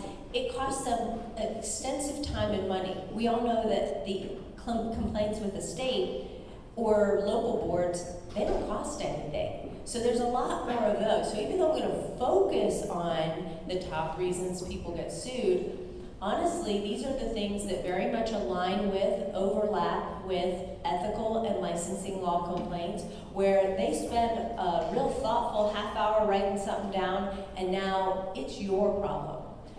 Then maybe you have to hire an attorney to deal with it. Maybe you don't have to hire an attorney. Maybe you end up with some type of punishment and fee. Maybe you don't. But really, to me, in addition to the opportunity cost, because it is really stressful, people who have never had any kind of ethical complaint filed against them, once they do, I mean, it consumes your every thought. You're not sleeping. It's very, very stressful and non-productive in your life. But one of the things that I think is most costly is that it's now tainted that relationship. Usually in these cases, when I get the calls and a realtor is either being sued or has had a complaint filed against them with the state, they're heartbroken. I mean, they're frustrated, they're upset, but more than anything, they're heartbroken because this was a client that they worked with for many weeks or months. Somebody that they thought was a friend or a good referral source, and now that relationship is ruined. And then now, guess who's not going to be the good referral source for you in all of the different potential clients you could have represented that they might have introduced you to or referred you to. So to me, that's the true cost of it, of having a relationship go sideways. So we'll dig in. The number one reason that realtors get sued, this is nationwide, but I would say it absolutely aligns with what I happen to know, is failure to disclose a defect. Failure to disclose a known defect. Now, you're probably saying to yourself, well, I wouldn't do that. I mean, yeah, I know that. I know that I'm required to, as a matter of law, but as a matter of ethics, I'm required to tell my client any kind of known defects. But that's not really the situation. That's not the thing that often occurs. But I'm going to start with a pretty, an example close to home. So about a year ago, I have a client buying a home in Waynesville, and very excited after they'd searched for homes and a few deals fell through. They finally find the one that they think, okay, this is going to be it. They've got lots of plans for things they're going to do to renovate, but they start digging in with their inspections. And with a few deals that have gone south, they're a little more intentional about their inspections this time. And sadly, pretty early on in the inspection process, with both a general whole house inspector as well as specialty inspectors for structural, for roof, they find out this property has some real issues. And one of which is the back patio corner is definitely had something structural go on there, and they can't tell why, but based on the cracks, this doesn't feel right. And so the husband gets on Google Earth. Do women do that? I don't, like, my husband loves Google Earth. I don't know, I'm going to Google Earth. But gets on Google Earth and sees like progression pictures over a number of years where like whole side yards had been dug up and something had gone on with the septic. Needless to say, none of this was in the property disclosure. But the inspections have revealed it. The inspections have shown that this is clearly something to be dealt with. The parties can't negotiate any kind of reasonable solution to make the buyers comfortable, so the contract terminates. Fine. And there's probably, in addition to your laundry list of typical home inspection items, there's probably 3 or 4 key issues. Number 1 being the structural issue, number 2 being a roof, and number 3 being what the heck happened in the side yard that nobody's really ever given an answer for that. Why was it dug up apparently for enough months that Google Earth could take multiple different images of it at multiple different phases? So that's kind of weird. So that deal falls apart. Fine. Fast forward, and I get a phone call just then, a few months later, maybe 3-4 months later. And the realtor who is calling me initially on behalf of her clients says, hey, here's the situation. My clients bought this house. They were really excited about it, and now we're finding all of these issues. We didn't realize because some things had been hiding, some cracks around back in the foundation on the corner of the porch, and now this, now that. And I said, it doesn't happen to be such and such address, does it? And she said, how would you know that? Like, you're brilliant. And I said, well, I'm familiar with this property, go on. And she goes on to say, they've had extensive septic backup and problems. They've now had septic people out. It's going to have to be be all dug up, and oh, apparently it was dug up once before. I'm like, And not only was it dug up once before, but now they are identifying all sorts of ways in which the ground moisture has impacted certain areas around the foundation, and it's, yep, I said, what did your inspection say? And she said, oh, well, that was the best part, is that we didn't have to have any inspections. What? And she said, well, yeah, we didn't have to have any inspections because they had another deal that, I don't know, I guess people got cold feet, whatever. And so they gave us the relevant pages from that home inspection. Relevant. Yeah, relevant. And interestingly, I said, so you don't have the complete report. You don't see who did the inspection, who it was prepared for. You don't see, they said, well, they said they took that stuff out so that, for privacy. And I said, and you didn't have any of your own inspections? I mean, that's fine to get that. It's a good starting point. Oh, no, because they told us they'd addressed everything. And I said, so what do you mean addressed everything? So there were multiple things listed that were clearly defects, and you're telling me that your clients didn't have concern about that and didn't want to investigate further or have them resolved? She said, no, they said that the sellers had addressed them all. I said, what does addressed mean? She said, what do you mean, what does it mean? Depends on what the meaning of the word is, right? It's old people. All right, so I said, well, I addressed it. Somebody did something wrong, and so how was it addressed? They were put in jail, they were disciplined, or we just said, yeah, we hear you, beat it. I mean, I don't know what addressed means. If they didn't fix these items, and you don't have proof that they were fixed, they've now disclosed these items to you, apparently, in a roundabout way, and made an implicit statement, but you inferred in it what you would, and you didn't verify any of that. So, like the color leaves her face. She's realizing she, as their realtor, has made a horrible, horrible, horrible mistake in trusting. I mean, everything's trust but verify. Even if they said, we've repaired it all, because addressed it, I'm like, does that mean they walked around back and said, yeah, that's nothing? And she said, I think that's what they did. I said, yeah, I think that's what they did, because they didn't fix any of this stuff. And you didn't get any proof that anything was fixed. And now your clients are holding the bag here.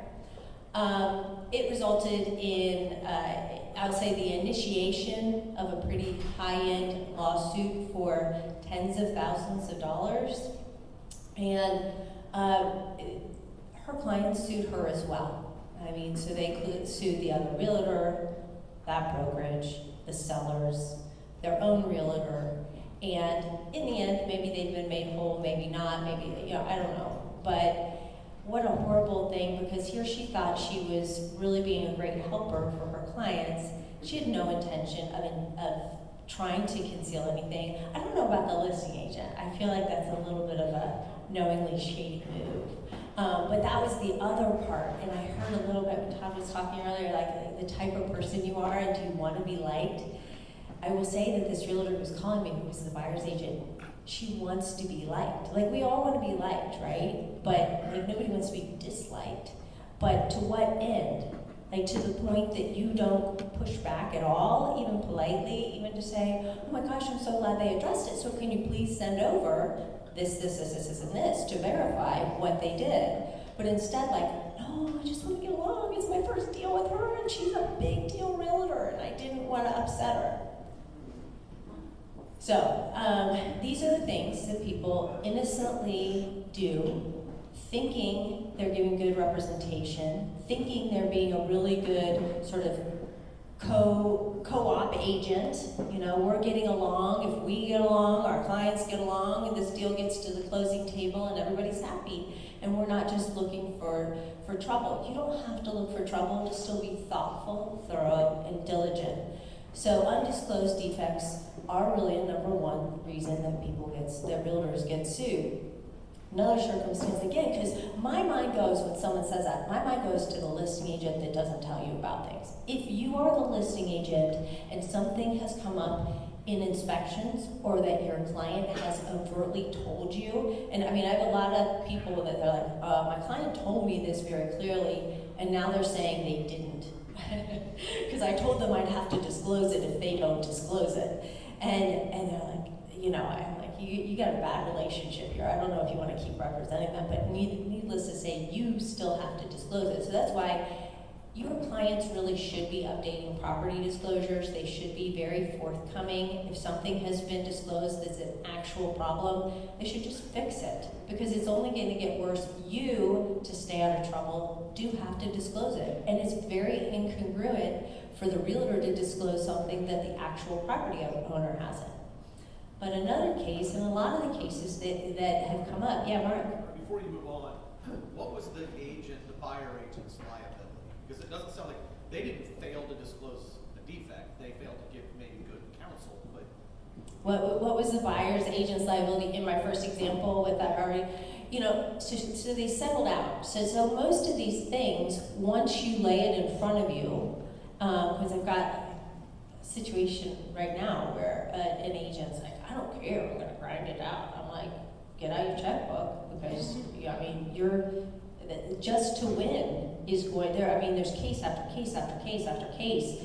You're only going to hear the ones where somebody ended up with some level of liability, but where they don't have any liability, $10,000, $15,000 in legal fees later. One of the ones that I read about in California was this realtor who he helped someone right around the 07-08 crash, but right before things peaked, and so, yeah, it's worth this, you should buy it, and then the value's down here, and his client sued him for all that. He ended up winning that lawsuit, right? I mean, welcome to the entire country in basic economics, but he ended up winning, but his story was it ruined him professionally. Just being sued ruined him professionally because it was such a highly publicized case.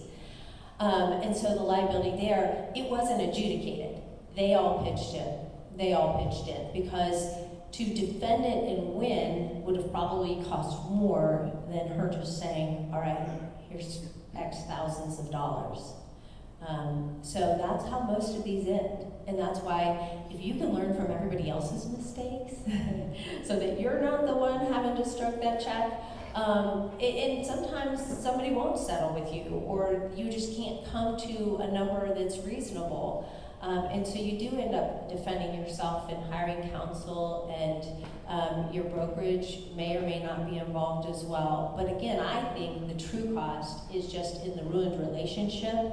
And, I'll tell my friends about a good experience once, but I'll also tell everybody I know about a bad experience, right? It's sort of the Google review effect. It's hard to get people to go on and give you a good review, but if they have a really bad experience, man, they're on there pounding it out in 2 seconds, and they just can't tell enough people, and they're putting it on their social media and everywhere else, and that's kind of what happened, and that's a very damaging thing, very costly thing. So many of these things are not adjudicated liability.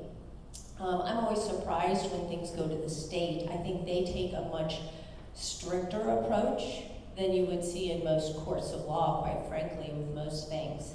So even though there's a different type of consequence from having someone turn you in to the state or to a local board, the severity of the fine or what they impose is often much more strict when it comes from the professional associations. So that's just been my experience. But there's a lot of cases out there where it is the buyer's own realtor that fails to disclose. So, situation where there is a house fire, and shortly after these folks buy the house, fortunately nobody was harmed personally, but any kind of house fire is extremely damaging. Came back to the fact that there were electrical defects, and they had literally just purchased the house a short while before this occurred. And I don't even know, I don't think they'd moved in yet even, or if they had, they weren't fully living there because they were still in the process of transitioning across country. But the bottom line was, as they dug into the source of this fire and the cause of this fire, the buyer's agent, because they say, did you inspect? Was there something not disclosed by the sellers? And the house had been vacant for a couple of years, so is there something that hadn't been disclosed or not known by the sellers? Nothing was revealed that the sellers did know or might have known that there was some kind of issue, but the buyer's agent, when she would go to the house, because it was vacant, so she would go ahead and, as you do, right, get it ready, your clients are going to be showing up, I'm going to turn on the lights, I'm going to be ready for you to come in, I'm going to have a lay of the land so that I can kind of show you around and know what I'm talking about. She had done that, and every time she did that, she got there and she said, you know what, I never told you, the lights were flickering. Every time I turn them on, they kind of like make this little sound and then they flicker on. And she's not a bad person, right? She's not like, and I know in hindsight it sounds like she's a total ding dong, right? But she's not a bad person. And in the second, and you think, you know, I don't know all the things that are going through her mind as she's getting a house ready, and she's like, oh, that light always does that, and yeah, and then I've got this, and then, I mean, but this was a clear indication of that's not a normal thing to occur. I'm no home inspection expert, but crackling lights and a light switch that flicker then every time you turn them on is not a right thing. And she just never told her people. She just never told her people. I guess she had gone over there half a dozen or more times throughout the course of the showings and the contract and the inspections, and just never told them. And so they sued her, and her E&O paid out some money on that. So, I mean, these are the things that occur, and it's just, again, be on high alert. What is something I should be paying close attention to? What's happening here? What is something that's really, really, what would I want to know? What would I want to know? I would want to know if the lights were crackling and flickering every time you turn them on. Breach of duty and negligence. That is the number 2 reason that realtors get sued. Oh, yep, question, Nova. Sorry, quick question. So let's say you have a house falls under contract because of inspections. You've got this inspection report that has so many things on there. Could just giving them the inspection report be used as a way to disclose the newly found things instead of writing under every section limitations, electrical issues? You know what I'm Yeah, saying? so if you didn't hear that, the question is, you know, so you have a property falls out of contract, now you're gonna put it back on the market, and the first buyers, if they had an inspection report that you have, or if they gave you the relevant portion, rather than writing it all out, could you do what that one agent did and provide it to the next? Yes, you can, you know, see attached. Then there's always the question that goes with that, like, so I have to, what if I think that their inspector's a bozo? You know, if it's something relevant and meaningful, look into it. You tell me the corner of my house isn't sinking and there's giant cracks, like gaping 2-inch cracks, I don't go, you're a bozo. I go get my own inspector to assess the situation. Now maybe they have some kind of structural engineering answer for that that means it's not really a problem. I get that in writing and I also attach it. So I would disclose the issue, say we did investigate it, here's what our professionals had to say about it. But that's a very legitimate way to disclose it without even agreeing with it, to say, hey, here's what was reported, we dispute some of these things, we had our own professionals look into it, and here you go. I mean, if you're an experienced agent, you know there's just stuff about a house. Everything doesn't have to be buttoned up and fixed. But I would disclose it, and I would put it out there for the next buyer, and if you've addressed it in a professional way, give proof of that. Give proof of it being fixed, or give proof of your own inspector, your own, you know, expert saying something differently. Yes, you have a question? So let's say you counsel and counsel and counsel for them to get inspections, and they choose not to.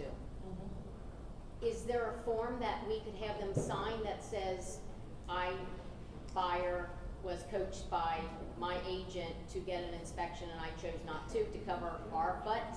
Yeah, because if you didn't hear it, just the question is, you counsel them and advise them to get inspections, which is part of this and part of like segue into this next section where we're talking about people who advise their clients to not get inspections. That's a horrible advice. Don't ever be the one to give your client that advice. But when you are diligently advising them to get inspections and it's their choice, and I recognize that in the last number of years, we've had market conditions, and still now, depending on your price point of your property and the popularity of it, where you have multiple bid situations and you want to look good, and I don't want to ask for a lot of stuff. And it's one thing if that buyer is a flipper, a contractor, and they're very comfortable with a place that has mold and all sorts of defects, and they're going to gut it anyway and do all their things. It's another thing if you've got first-time home buyers who are just desperate and they can't stand it anymore, but the last thing they have is any amount of money to assess and address real problems in a property. So how do you cover yourself that you really told them to? One of the best things you can do with your clients is not only obviously counsel properly, communicate, but then verify your understanding. So when you're a client, and there's nothing wrong with getting a form. You were asking, should we have a form? I mean, but we could do this all day long, like, and then I've got a form for that. Let me go to Form 78Q, and we can have forms for all that. But just to verify back in writing, save it, by the way, whatever you do, document and retain that for your records, for the brokerage records, as is required by law anyway. But do that. I would zap them an email and say, confirming our conversation. I have encouraged you to get inspections. I understand you have your reasons why. It is my understanding that you want to present this offer without any inspection contingency. And then that's their opportunity to come back and say, correct, right? And if not, and if they don't answer you, I think you need to text them, call them and say, I need you to respond to that email. I have to document that I've advised you on this and you've chosen not to, and I respect that, but I'm going to follow your directives, but I just have to document that that's your directive. Yes, Carmela? Okay, so, and going back to the form, I always use the FHA for your protection, get a home inspection. Even though it's just an FHA, I still use it for other ones. Yeah, there's nothing wrong with using that page, and it rhymes. Yeah, get a protection, get a home inspection. Anyway, when there's a deal that falls through and we have a seller, do we have to get permission from the previous buyer to share their inspection report? Oh, that's a great question. So the question is, do I have to, if I'm going to share that inspection report, it wasn't mine, do I have to get permission?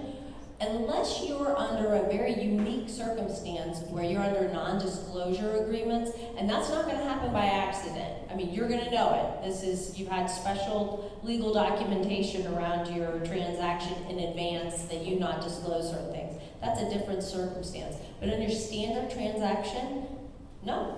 They gave it to you. It's yours now. It's yours now. I think it's good form to maybe black out somebody's name. There's nothing wrong with that.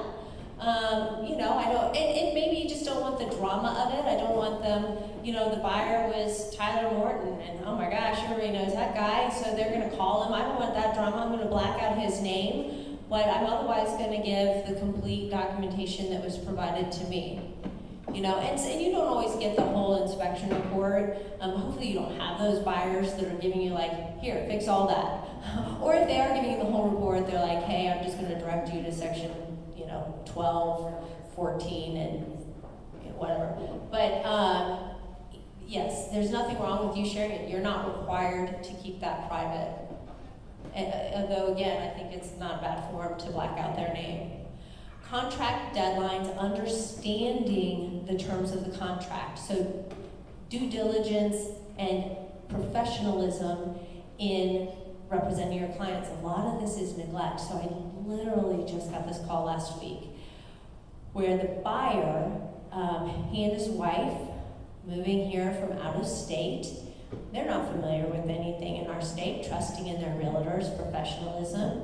They have a financing contingency, and if you're using the Dayton Cincy contract, you know that we've got sort of multiple levels of, you know, okay, here's a timeline around when you have to give pre-approval, and then when you have to apply, and then when you have to have approval, and then when you have to close or clear to close. And so there's all these timelines, and their closing date was set for early October. So this was already under contract now, and actually this was last week, so I think they went into contract in July, late July, and they had these deadlines for an October close, and their deadlines, though, were written as though perhaps it was gonna be a 30-day close, because the deadlines were pretty quick, as would otherwise on a normal, sort of more typical transactional schedule you would expect. So hit number one, please, please, please don't fall into the one-size-fits-all kind of mentality. Craft your timelines around the real circumstances of your client's transaction. So he had these timelines that within a couple days he had to apply, and within 7 days he had to be at this benchmark, and within 10 days that. I mean, it was a very quick timeline. And he was calling me because he had just gotten notice of termination from his seller. And he said, they're terminating my contract. We're not even supposed to close till October. And I said, right, but they're telling you they're terminating because you failed to meet your financing contingency timelines. And the terms of the contract permit them to do that. And he said, well, my agent told me not to. She told me rates were probably going to come down, and I shouldn't even bother to apply yet or do any of that because we've got all this time. And I said, well, unfortunately, your contract should have been written with different timelines. So this guy's ditching his realtor. I mean, again, she got in this one-size-fits-all, but then when he questioned it, she said, no, just wait, without thinking, oh, wait, hold on a second. How did we write that? Oh shoot, we should have done this, and maybe if you have to renegotiate in that moment, you go back and offer different earnest money, or you find some kind of leverage point to renegotiate. Yesterday, I had a phone call from an agent where they have a post-closing occupancy addendum, and this addendum is a Dayton form, and it's like a pretty simple lease. I've seen Cincy's got a similar form to it. They agreed to 0 rent. Seller was going to then have post-closing occupancy for a period of 7 days, and then after that they plugged in, if you don't get out, it's $100 a day, okay, for holdover. Well, now the seller's coming back and like, hey, it looks like it's going to be more like 30 days before we're out. Now, yeah, I see you like bristle at that. Like, that messes you up. That doesn't, I mean, if I'm the buyer here, like, I've got to figure something out, unless I just happen to be living in my parents' basement. I'm like, whatever. More free casserole, I don't know. So she's like, what do we do? And I said, well, they're telling you they're gonna be there for 30 days. It's an opportunity to now start a negotiation around creating different terms of this, but there's no harm to them in doing the holdover. You gave them $100 a day penalty. Your clients can't rent a hotel or an Airbnb for that amount of money. Even if they stay where they are and they extend a lease, their rent in there is going to be more than. You've got to understand the forms. If you don't understand the forms, I mean, it's sort of like using any kind of tool of a trade. If you're a carpenter or whatever, don't use the buzzsaw if you don't know what you're doing, if you don't know how to operate it. So understand those forms. They're the tools of your trade, because it didn't. I said, that holdover penalty is supposed to hurt. It's supposed to be, wow, I'm better off to get out of here and go get a hotel than continue to hold over. It's not supposed to be, or I get super cheap rent. So I'm like, you can try to negotiate, but there's going to be no penalty to them to hold over. Now, it does also say, and you're also liable for any legal fees to get you out. But, I mean, by the time you get any kind of attorney engaged in an eviction rolling and blah, blah, blah, they'd be out anyway. So hopefully they'll be able to renegotiate it, but it's so frustrating, and now their clients are really frustrated with them for having put this in. I mean, your clients don't know, they're looking to you, and that's why rightly or wrongly, they blame you when something goes wrong. They're adults. They have every opportunity to seek legal counsel. But if they wanted to do that, they probably wouldn't be leaning into you in the same way. And so these are the places and the ways in which people really, really get hung up. Oh, I got so many examples. I gotta be watching. I gotta be careful on my time. All right, yeah, you know you have to scream at me, like, stop talking. All right, Tyler, this example, oh my gosh. So I had this situation last winter, and this realtor is just the best guy. One of my favorite people, and he had a new family moving from Colorado. They were driving across country. It was a 14-day contract to close. These people found their house. We gotta get in it. We are loading up. We are driving cross country. They still got inspections. Yay.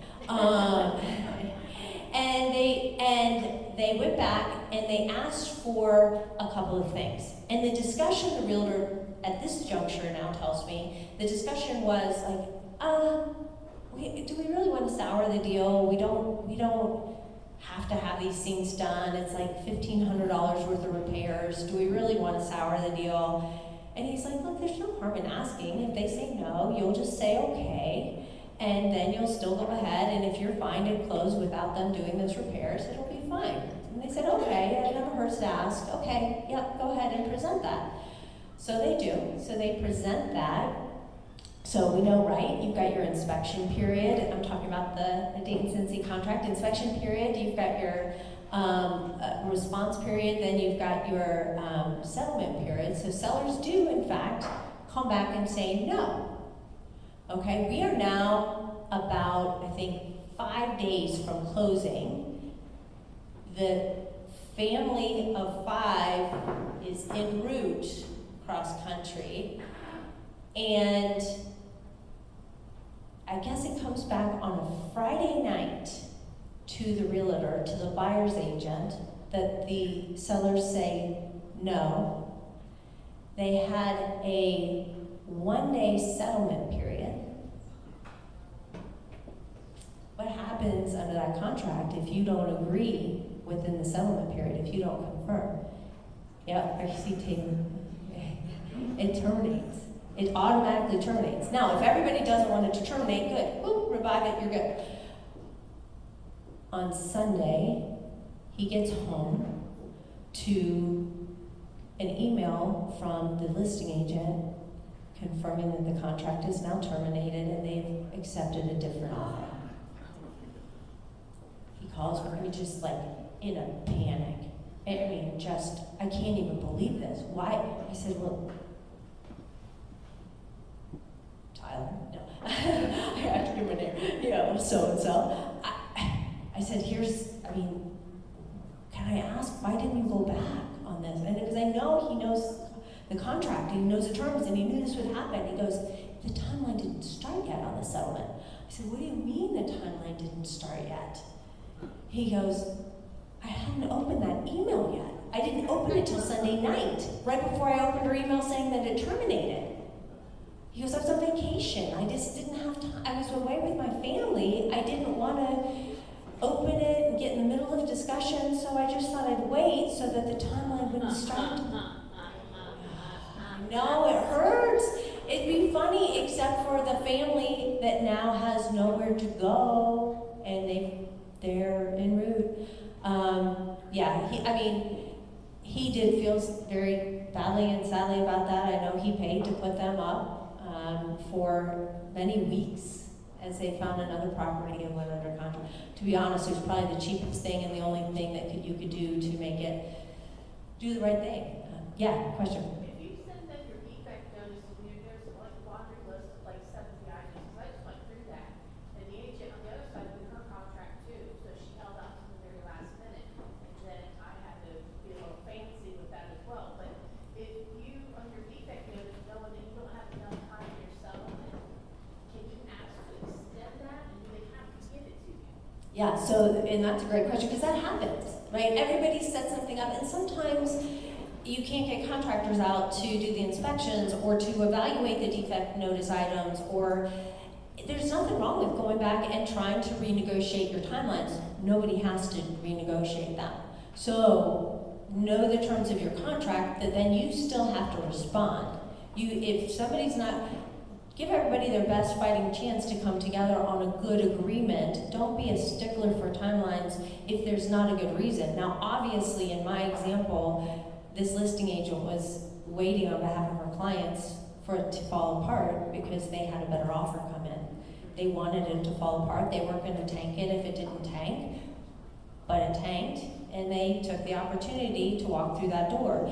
But if you can negotiate new timelines, there's nothing wrong with saying, hey, can we agree we need a little more breathing room here? We need some extra days so that we can figure this out. Otherwise, we've just got to come back and say no, or just give you an amount that maybe isn't satisfactory, because we're kind of, I don't want to say we're pulling it out of thin air, but we're just using our best guess on what it might cost, and this is what they're comfortable with, and we'd like to be more thoughtful and do a better job for your people. It's also the same agent that sent it over to me at 11:45 p.m. when people were asleep, which counted my next day in 15 minutes. That started it. And you don't See, get it that's until right. 9 a.m. in the morning when you go to work. So she blew half of my day to start with because she slid it in the middle of the night. Yeah, so you all heard that, like, don't be that agent, like the 11:59 agent. I mean, that doesn't garner goodwill for future transactions, let alone yeah, that stinks. Couple other things, when you're writing, I mean, one of the reasons that I see people get sideways with their own realtors is because the realtors haven't written language that it accurately captures what they're trying to accomplish. This overlaps with the unauthorized practice of law, which is one of the top reasons that realtors also get sued. I know that I always say that the blank lines in a contract are like the bait for you all to engage in the unauthorized practice of law. You're working in a field that requires you to put together legal contracts, but they're telling you don't practice law. So let me just use this phrase: inspections for buyer's information only. Anybody seen that in contracts? Inspections for buyers. What the hell does that mean? What does that mean? Like, for your information only? Like, what? You're putting it in here for a reason. Because when I see that, they have a full inspection contingency, but then the seller doesn't want them to come back. Like, they better not ask for anything, right? They better not be asking for anything. And the buyer's like, I won't ask for anything. I just need to know. Why do you need to know? Because you're going to bail if you don't like what you see. The seller hasn't thought through that part, and the contract doesn't really say that, but it's the full inspection contingency, and then they write in inspections for buyer's information only. I would rather you come back and me say no, or we take out that inspection contingency entirely. For your information only, you can do whatever you want the day after we close. But otherwise, you've created this legally ambiguous thing where the buyer thinks one thing. The buyer thinks, I get it, seller. You don't want me to ask for anything. I won't, but I'm doing a full inspection, and if I don't like it, I'm out of here. Seller thinks, I'm letting them in just to see what they're getting into, because it's all on them, but they're closing no matter what. Like, that's just, you're not aligned in your thinking. And so many poorly written addenda, poorly written clauses are really done out of good intention, but the parties are not aligned. And ultimately, when they aren't aligned, because the buyers say, yeah, I'm not doing this, and they send over a notice of termination, the sellers go, how can they do that? And I say, well, they had a full inspection thing. Otherwise, they can come back and ask for something. And you'd be better off, because maybe they are only going to ask for $800 worth of repairs, and you're better off there than carrying this for another month or two while you put it back on the market. Either don't have them do any inspections if you really feel that strongly about it. I think inspections help sellers too, because it really takes a lot off the table for a buyer to come back and say, nobody told me it was an undisclosed defect. So many undisclosed defect cases go against the buyer because they actually had an opportunity to inspect, and they did inspect. and they either ignored it in their report or they didn't thoroughly inspect. And it's a we're buyer beware area, and the law really supports the seller in that regard. So it's a good thing for buyers to be able to inspect. Listen to your clients, listen to what they're saying. I know when you spend days and weeks and months on end with your clients and you're talking about everything they want, and I like that type of window, and I like this, and I like this, and those cabinets, and those countertops, and this, and that, and all over, and we want to put a pool in the backyard, and we're thinking about adding on over here, and we like to do. What's critically important? What's critically important? Some of the cases we've been involved in where the buyers end up going back again on their own representative. It's one thing to be dissatisfied with the other representative, sometimes rightly, sometimes wrongly, but to be upset with your own representative is where it's really gotten ugly, where it's really no fun.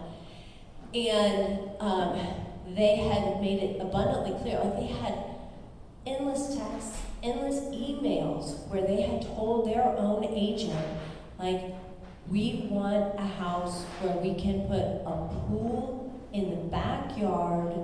That's our number one factor after we get the how many beds, how many baths in the right neighborhood. That is the number one thing. We can overlook a lot of ugly in a house, a lot of things we don't like in a house, but we absolutely have to want a pool in the backyard. Similar situation where this guy wanted to put a 5-car garage. And they literally looked, like both of these cases, high and low for the right kind of property. Just because there's a big open space like this, doesn't mean you can plop a pool there. See, you feel me? Just because there's room to build a 5-car garage, doesn't mean you're allowed to do that in your neighborhood or in your municipality or township. These are moments where you've got to pause and go, okay, this is an number one important factor to my client. Why? What do I need to do with this? What do I need to do with this? I'll tell you what happened with the one with the pool, because this is when the buyer's agent ended up getting sued. They bought the house, big backyard, went to go get their permits, and they got their permits. They hired their pool company. Their pool company started digging and found utilities through the backyard. Nobody did a survey. Nobody did a survey. My business partner, Jackie Hill, tells us a thing about the big inch where they were like within, literally within feet of striking a high volume underground natural gas line. Like this would have blown up dozens of houses. I mean, this would have been felt for miles. But this was just a standard utility easement through the backyard. I mean, nothing special. There's nothing wrong with putting a playset on top of the yard. There's nothing wrong with putting a shed. There's nothing wrong with doing a lot of things. But you're not going to dig 6 feet down, 10 feet down, whatever you need to do, because there's a utility, and they were furious. I mean, their dream was bashed.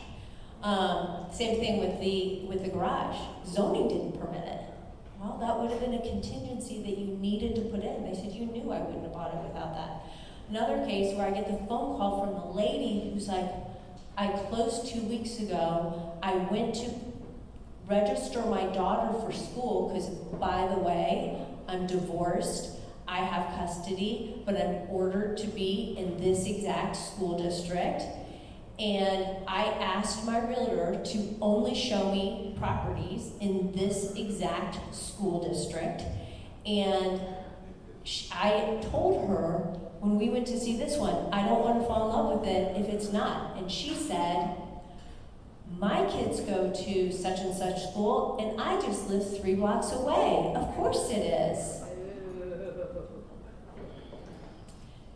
Don't say anything unless you know for sure. Because in fact, when she went to the school to register, they said, no, that ends about a block from where your realtor lives, and you're not in the district. Sorry.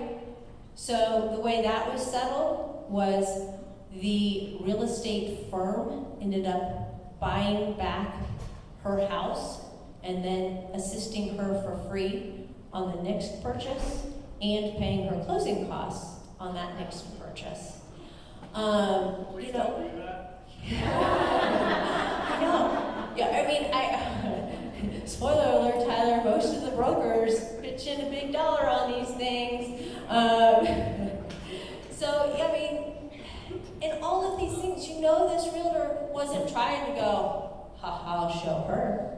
She'll get in there, won't be able to do it, then she's going to be furious. I mean, nobody's trying, but they just say things. Don't answer in the moment unless you know. And when your client is telling you something's a must-have because it's their dream for their property, or they got a child going to a certain school, or professionally they have to live in a certain municipality because of their employment requires it, oh, be darn certain. If the transaction's moving too fast to verify these things, create a contingency in your contract so that you can get it done on the next business day, right? These things always come up with the dream house that you're looking at 4:30 p.m. on a Friday, and you're writing a contract, and it's going to be Monday before you can call any city offices. Well, write a 3-day contingency there.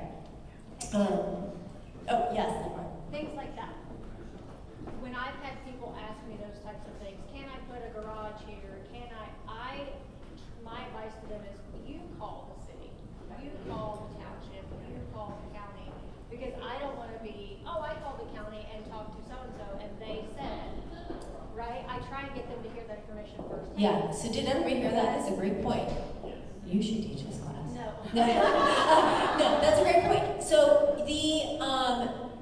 I'm not suggesting that you then verify all this stuff. You call and make sure it's the right district. You call and make sure there's no utilities running through the back. You call and do the zoning.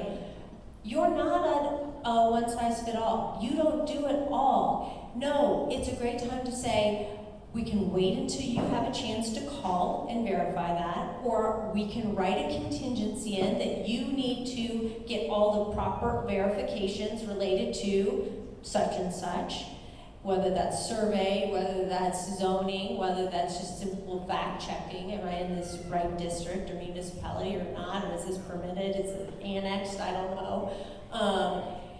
That's a great, no, I'm not suggesting it, but do have the client do it, because it is their responsibility. There's nothing wrong with having them do those things on their own to their satisfaction. Just like you're not the home inspector. You're not like, well, I'm going to be getting in the basement tomorrow, like in that crawl space. So no, you're going to hire a third party that can do that. Just create the space for them to do it. Create the contingency if it's not something that's already built into the contract.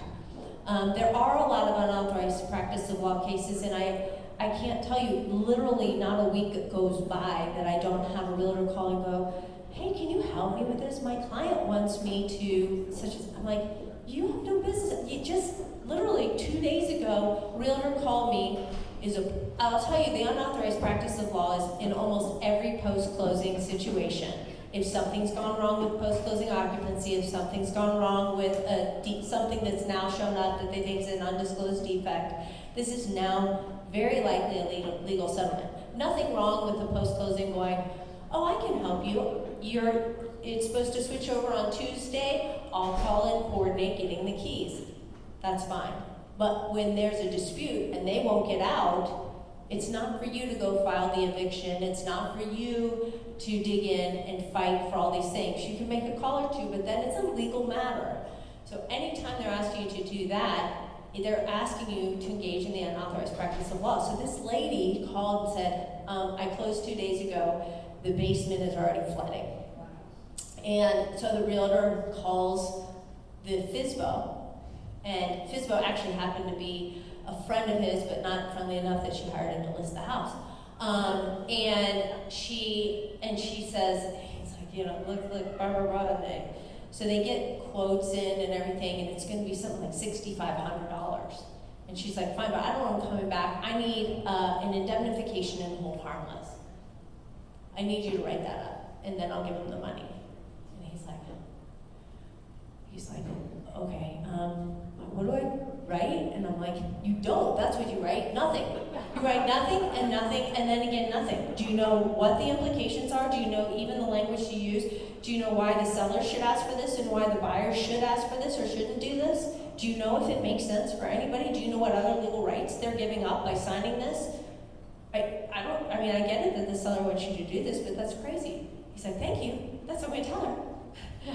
Yeah, and I will also say, if you find yourself, and I wish this was a hypothetical, but it's not, if you find yourself walking into a court of law to file papers for your client, if you start filling out legal forms, you've crossed that line. You've crossed that line. And again, I know all too many times where the realtor has gone in and filled out forms in any number of courts to assist their client. They hired you to be their realtor, to help them sell or purchase a house, not to be their legal counsel and representative in everything that exists in their life, even if it relates to the real estate. Even if it relates to the real estate. So these are just very true, sad, and uncomfortable moments. Needless to say, yeah, he's giving me the 5. Needless to say, I could go on and on and on, and I write a page and a half, and I'm like, oh my gosh, I'm gonna be done in 3 minutes. And so I covered 3 things on my agenda, which is very typical. But is there anything that you all had particular questions about that you wanted me to cover?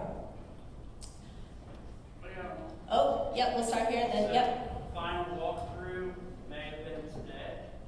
And, Hypothetically, final walkthrough today. Hypothetically, and they watched this yesterday, and apparently they went to the hospital from smoke issues, just the property was previously smoked in, and now they're wanting out of the contract that's supposed to close Monday.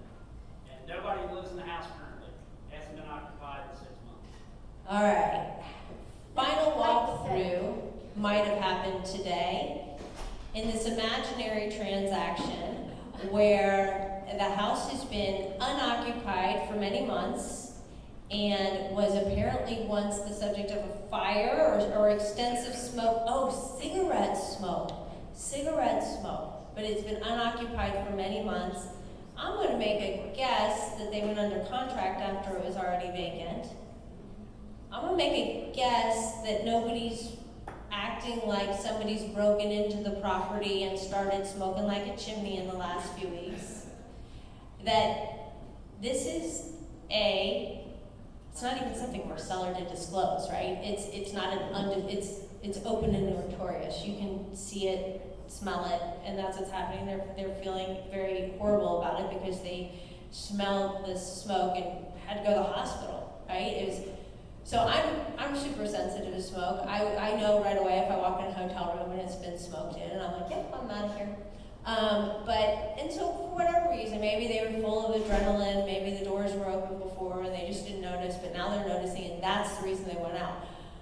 Every single situation, there's all sorts of factual nuances, so I try to be very careful that I'm not giving any specific legal advice in these moments, because I'm not giving any specific. It may or may not be in Kentucky. And it may or may not be, and I'm for sure not licensed in Kentucky. So, but what I'll say is that that's a challenging situation. On the face of it, something that you discover in a walkthrough, unless it's a change from something that previously existed and it in fact affects habitability, it's usually not a reason that you can get out of the contract. Doesn't mean that they're going to go ahead and show up and close. Now, I have some people that are very concerned about getting sued and they will close and then they'll figure it out. I have other people that say, catch me if you can. Sometimes it's an opportunity to negotiate a way out of the contract, to say they didn't realize it before, that it was right behind the school and there were all these screaming kids at recess time, because we looked at it in the middle of summer when there were no kids. Or we didn't really think through that all the smoke smell was going to still be here, because we thought it just smelled like that because it had been closed up, and now we can see that even with the windows open, the doors open, we're still choking. I mean, but that doesn't mean they have a legal right to get out of it. They might have to negotiate their way out of that or do a catch me if you can thing. But usually, and unless the contract provided for it, those final walkthroughs are really to make sure the seller did anything they were supposed to do, and that the buyer, or that there's nothing new, no new damage to the property that's material. I will say that there is a tremendous amount of case law that if a buyer even negotiates for something to be done by the seller, and they do that final walkthrough, and the buyer closes anyway, and one of these cases just went up through the Ohio Supreme Court, and if it closes anyway, then that buyer has accepted it as is. It doesn't matter that the seller didn't do what they said they would do. You had the opportunity to inspect it, you decided to proceed, and now you don't have any recourse. I'll leave you on that special note. I see Tyler standing up, and I will stop it. I mean, these are very relevant things that happen in your practice. Be thoughtful, be careful, and do your best to just always put your client's interests first. Thanks, guys. Appreciate you. Awesome. Thank you again, Ian. It's going to take me just a minute to get set up, so if you need to use the restroom, grab another drink. We'll start here in just a minute. All right, first and foremost, thank you again to our sponsors, M&M Title, Prime Lending, and Achosa. All right, so on the back of your sheets, you should see QR codes. The very first one is for the AI Agent Toolkit. It's up on the screens as well. If you haven't seen this, I highly recommend you download it because we will be using it. We will be going through most of the items on it today in a very short amount of time. So check that out. And I like to start off with this clip because Gary Vaynerchuk's one of my absolute favorites. And this is a really cool video that he did at one of the Samsung keynote events. So here we go. Hopefully you can hear it. Let's dig in. AI itself and what it's going to do. What are you most excited for? How do you use it today? Well, I use it every day. What I'm most excited about is that the robots are going to kill our children. That should be fascinating to watch.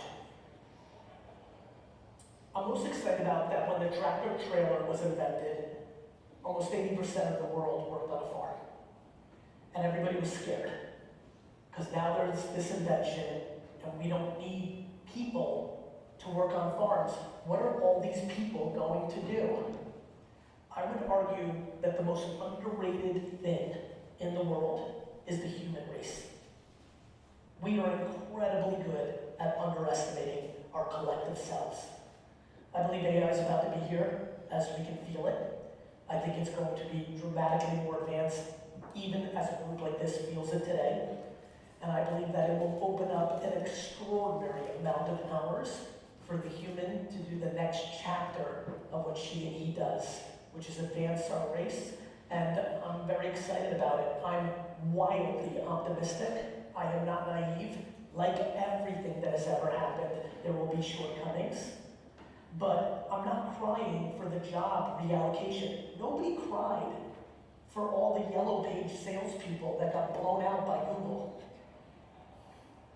Some poor sap bought 4,000 horses the day Henry Ford's like, I've got an idea. It is what it is. Like, again, back to can't cry about what you can't control. We all need to woman and man up. This is innovation, this is technology. Technology is undefeated. Technology's undefeated, right? So that's one of my favorite clips. And if you watch the entire keynote, it's fantastic. Because Gary's got a good insight and outlook on how things work. And I think one of the things that we look at, and one of the things I've been talking about for the last 2 years or since AI came out, was that AI is not going to replace agents. That margin becomes increasingly slim as we progress with AI because there are things that we haven't even thought of that it can do that are coming out every single day. And it's just getting more advanced, but the agents that are using AI are going to have a significant advantage on the agents that are not using it. So let's dig in. Who here is using ChatGPT? Hopefully I see every freaking hand in here, right? I've been like cramming it down your throats for 2.5 years. ChatGPT is by far my favorite tool to use with AI. It's the easiest, most intuitive. There are plenty of others out there. If you like Grok or you like Claude or you like whatever else, that's fine. Use whatever knows you. This has 2.5 years of data on me. That's why I was able to put into it, when Todd was talking about DISC assessments, I was able to put into it and say, hey, based on everything, every conversation we've ever had, what do you think my DISC profile is? And it listed them out right here. Based on all of our conversations, what might disc profile be? High D, high I, moderate S, lower C. I don't know if that's correct or not, but I've been told it is. All right, so I use this as an example as well. This is one of the greatest tools you can use, and it's on your phone. This is not ChatGPT. This is called Notes. Does everyone here use Notes?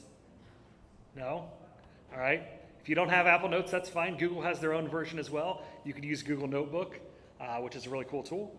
But this is a transcription from my MLS committee. Probably a 2-hour meeting as I scroll through all of that, right? Transcribe the entire thing. And all I said at the very beginning of this was, hey, write detailed meeting minutes for this transcription. And there it is. You guys can pull out your phone right now and hit Notes on your iPhone and hit the paperclip and say record audio. Done? No, you need to get an iPhone. Can you tell people that have less smartphones what they need to use? Because I can't, sorry. You could do the same thing with voice recorder, but the Notes app does transcribe everything for you. So if you want to take notes, obviously I'm going to give you the entire cheat sheet. It's on the papers in front of you. But if you want to take Apple Notes, it's the easiest thing you could possibly do. And I use it all the time. Use it when you're out meeting with clients so you can recap the entire conversation. Or go buy one of these. This is my new favorite toy I've had for about 6 months now. This is called B. It's B.computer. And unfortunately, they did just get bought by Amazon. It's the wearable AI that understands you. Turns moments into meaning. It gives you summaries of your day, reflections and insights, daily memories. It shows where you went. Gives you to-do list. It syncs with your Apple Notes. This was $50 and has no subscription with it. I really, because I have 3 children in 3 different schools this year, was like, hey, Jess, it would be an awesome idea if we got 3 of these for our kids. Because as you know, our kids forget everything. She was like, absolutely not. Turn that off. So it does have an off button. You just hit it, and it lights up red, and now it's no longer recording. But it is really cool, and it gives you all of your stuff. It identifies people in your contact list, and it's one of my favorite devices. I think they're back ordered. Let's see. They are shipping in September, so it's not too back ordered anymore. But yeah, B.computer. If you don't want to use that, they do have an Apple iWatch application as well. So if you don't want it on all the time, you can use that. But Apple Notes is by far one of the best tools that I use. I am going to keep referencing this AI Agent Toolkit. I'll blow that up a little bit. The other one that I use all the time is Firefly's AI. I've talked about this one forever as well. This logs into my Zoom meetings for me and takes notes for everything that I sign up for. So even if I can't attend, which, how many of you guys get like 20 Zoom invites per week? I got heads nodding, but no hands. There we go. Don goes to all 20. But it does log in, and it takes notes for you, and it summarizes it. So it's a really cool tool. They have a free version. There's a couple other very similar products. I think Opus is one I'm talking about later. Otter, thank you. Otter's another one. All right, so we got Firefly, we've got Apple Notes, we've got Notebook LM. Has anyone played with Notebook LM? Yes, we got a hand up in the back. All right. This is by far one of my favorites. We started running a podcast completely using Notebook LM, and you can train this on as much about you as you would like. I'm just going to use this because it's the first one that's there. You can create, all I did was update it with February home sales. This was a screenshot from the MLS. So go to dabr.com, scroll down here. Here's July home sales. You can take a screenshot of this, or you can just put it in the website. You can, if you want to do the screenshot, you can throw it in ChatGPT as well. But I really like this function. Up here at the top, you've got audio overview. And it's generating that. It's telling me to come back in a few minutes. I don't know why. Oh, I already got these. Here we go. The Dayton housing paradox. Something really weird is happening in the Dayton So this isn't just audio, they added video to it as well. Ohio housing market. Something that, on the surface, just doesn't make any sense. Home prices are actually going up, even as the number of homes being sold is falling off a cliff. It's a paradox that seems to break the basic laws of supply and demand, and in this explainer, we're gonna figure out what's really going on. Okay, let's just jump right into the puzzle. On one hand, you have way fewer homes being sold. According to the latest numbers from Dayton Realtors, sales dropped by a massive 18% compared to last year. But here's the crazy part. At the exact same time, the median price for the homes that did sell climbed over 5% to almost $240,000. So, You get the idea. All I did was give it a website, and it created a video for me with a voiceover talking about what was going on in the market. That's how easy it was. You can add up to 50 different sources in here, and it can do that for anything you want. You could create a podcast. It does a really good job with that on, let's see, it has 2 people talking. Let's go back to it. Now, can you use your own voice? You cannot use your own on this. Yes, You, you can. If you add 11 labs. if you add 11 labs, correct. I'm not going that deep today. Yeah, if you clone your voice with 11 labs, you can do it. I will show you how to create a clone of yourself using HeyGen, but 11 labs, I've had mixed results on. It's still, after giving it like 3 hours of my voice, which is really annoying to listen to, it still didn't sound like me, or at least I didn't think it did. So, ChatGPT Premium, this is what I spend money on. It's 20 bucks a month. It is the best $20 a month that I spent, by far. And here are some quick little tips on using ChatGPT. If I create a new chat, I'm in my personal account. We do have a team account as well. But I want to go up here. I don't want a temporary chat. They've moved everything around with ChatGPT 5. Hold, please. All right, so go to settings. And you can go over here to personalization and do custom instructions. Right? So what traits should ChatGPT have? Use the following style guide when writing, because I want it to write just like me. So the more that you give it, the better it's going to be. And you might say like, hey, how do I write a style guide? I've never done that, because guess what? I haven't either. I still haven't done it. So I just go over to ChatGPT. Let's close this out. And let me grab a Tech with Ty from Drive.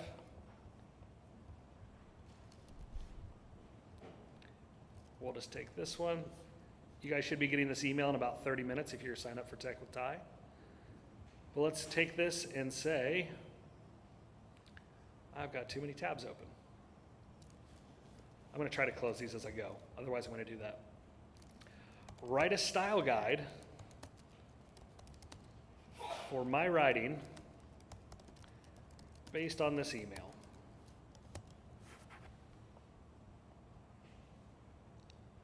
It's going to search the web. Oh, sorry, that's my fault. Bad prompt. Let's go back. We'll paste it in. All right, so it's analyzing my email. And you can do this with a number of different emails, or if you have blogs that you've written, you can plug all that in. Voice and tones, conversational, casual and direct, energetic with a touch of humor, honest and authentic, relatable storytelling, the structure, section format. So if nothing else, I'll take the voice and tone.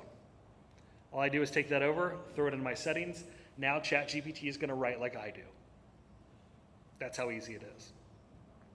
The other thing with ChatGPT Pro is, or Plus, whatever you want to call it, is it does have the ability to remember. I've actually maxed out the memory twice now because I talk to it so often. The other cool thing is that you have unlimited chats. You do get throttled if you have the free version. So for 20 bucks a month, it is by far one of the best tools that I use. I actually did spend $200 a month. You can see I crossed all this out in that AI toolkit. I spent $200 a month on GPT Pro. And what that did for me is that had Operator, which is now included as Agent. They got rid of Operator, and it was not very good for $200 a month. And I said, I don't need to spend that money. So I did find an alternative to that. Now, ChatGPT agent is pretty good. It can go search the web for you. It can do certain things.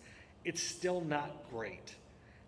It is an agentic platform, meaning it can complete tasks for you. Their deep research is fantastic. But can you guys give me some examples other than listing descriptions on what you're using ChatGPT for? Taxes. Taxes. Yes, I did my son's and it did really good. Love it. What else? Yeah. I used it to revamp my listing and buyer presentations. I put it in and tailored it to each of the disparate files. I love that. I love that. What else? Everything. My garden, our garden. Your garden. I used it for plumbing last night. I am not a plumber. And I was like, I told Todd this at dinner last night. My daughter comes in and she's like, hey, the drain is stuck down in my sink. And I was like, that sucks. Call somebody else. No, but I was like, all right, let me figure this out. The first thing I did was like, all right, probably a magnet, like the stopper in the back's not closing it. A magnet's probably gonna work. Got that up and I'm like, all right, now what do I do? And so I took a picture of it. I threw it in ChatGPT and I was like, what do I do with this? And it was like, oh, I forget what the rod's called, but the rod in the back, there's a nut on the back of the drain in the sink. You just unscrew that and you change that rod out or just reattach it. But it gave me step-by-step instructions on that. And it was super easy. And I was like, okay. So I told my wife, I was like, guess what's coming in the mail tomorrow on Amazon? $6 part for the sink. I use it for Meal planning. It puts out our meals for the week. It plans out all of my workouts and all that. You can take a picture of your fridge and say, what can I make with this? Like, it's insane what you can do with ChatGPT. Furnace and AC, scan 'em. Furnace and AC, I love that one. When you're with a client, they're like, how old's that furnace or AC? All you do is scan the label on it, and it will look up and tell you when that was manufactured. It's such a cool thing to do. Yeah, you can see all these different questions that odds of a martingale busting in blackjack. I had to know. So yeah, there's so much you can do with ChatGPT, but there are some limitations. So one of the ones that I love to show, ChatGPT cannot do this, and this is what I use Manus for. It's called manus.im, and it is an agentic browser. And I want you to see the power of this. And when you don't know what to ask AI, ask it what to ask. As dumb as that sounds, like there are so many things that we just don't comprehend what it can do for us. And so I was like, okay, one of the questions I asked was, hey, what can I do with all of this data from the MLS? And so I went into the MLS and I was like, all right, I want to know everything that's sold in Beaver Creek in the last 5 years and where there are opportunities. And so I plugged that in. And let me just go back to my original prompt. I have a very detail-oriented task for you. Can you take this list of sales in Beaver Creek, Ohio, schooled, I didn't even spell it right, and find which neighborhoods would be the best to focus on as a realtor? I'm primarily looking for the most amount of sales per neighborhood, but also without a heavy presence of repeat sales from a specific agent, basically looking for an untapped market that we can dominate. All right, let's watch what this did. It's running through the spreadsheet that I downloaded. It's doing all this gibberish code that I don't understand. And it goes through this, it's on step 2 of 5. It's going to different websites. It's extracting information about different neighborhoods. And I want you to see what the final result is. I downloaded the data from the MLS. All I did was every sold in Beaver Creek, and I made sure I had the neighborhood subdivision on there. Listing agent, buyer's agent. That was it. 5 years. 4,050 sales or something like that. And it's doing all of this. And it did it within like 15 minutes. So I just went, grabbed a cup of coffee, or whatever you want to do. It's now searching for pricing on Every Door Direct and Got Print mailers to find out how much the cost is to start mailing to these neighborhoods. I did tell it to do that, by the way. All right, so let's go. I'm just going to skip to the results. Here we go. Real estate market domination analysis, single prompt for Manus. That's not what I want. Let me scroll to the bottom here. I did ask for like, hey, can you give me a prompt? So I'll actually include this to you guys if you want to use it, reuse it. Let me go up here. Here's the PDF. I think I left this on your desk, Kent. I left this on your desk and you were like, what is that? All right, so here we go. Executive summary, comprehensive analysis of 4,334 real estate transactions. There are 153 unique subdivisions. Let's see. Market opportunities, tier 1 immediate targets, 5 neighborhoods, Knollwood Estates. 30 annual transactions, listing agent concentration of 2.7%, average price $215,000, estimated commission $6,468, recent activity 41%, it's up since 2023, annual commission potential $194,000 if you captured 100% market share. Market assessment is excellent. There's virtually no agent dominance. Top 3 listing agents, main competitors, Rhonda Shamble, Lisa Goris, and Jonathan Murray. 4 listings, 3 listings, and 3 listings. No one dominates that market. Country Acres, secondary target. Let's see, Rhoda Gazda, Bart Sheridan, Kunal Patel, Woodhaven. The list goes on. And then it goes into cross-neighborhood competitive intelligence, financial projections, return on investment. It goes into the price per mailer. It tells me exactly the steps to take. Is this crazy? Oh, here's the year 1 scenario, conservative, 70% of targets, 5.2 transactions. I don't know why it had weird formatting, but 36,000 in revenue, 24,000 in profit, 224% return on investment. Yeah. Why can't ChatGPT do this? Why do you need to use Manus? I used Manus because it was going to outsource the information for pricing on Every Door Direct and Got Print, and figuring out what neighborhoods, because there are 5 different country acres in Beaver Creek. ChatGPT. Manus is more specific and can do more. So Manus uses a browser. ChatGPT agent does as well. Manus does it better. I've compared the 2 side by side. One of the benchmarks that I use, and I'll show you here in just a second, one of the benchmarks I used was, can it enter a listing into the MLS? Right? I wanted to see, can operator do that? So I gave it a PDF, which with agent details, and said, okay, take all this information, plug it in as a new listing.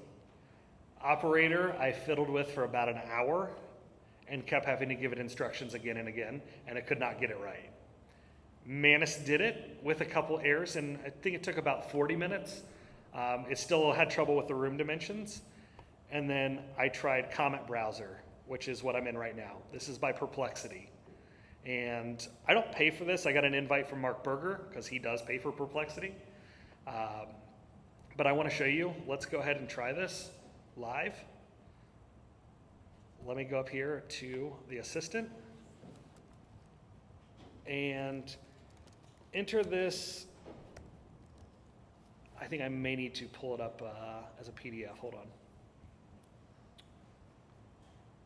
Enter this listing, this graphic, JPEG. Let's go JPEG as a new listing. All right. And it's not going to let me do it. Hold on. Let's go My Listings.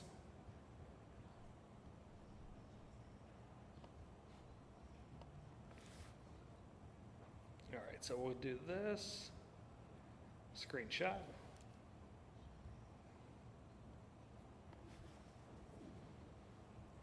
You can do the same thing with a PDF, but Comment won't allow you to do that. Preparing to upload the image as part of creating a new property listing. Looks like you've uploaded a screenshot.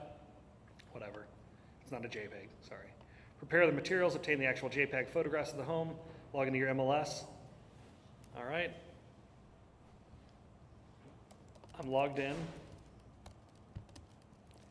Enter this by clicking the Input tab.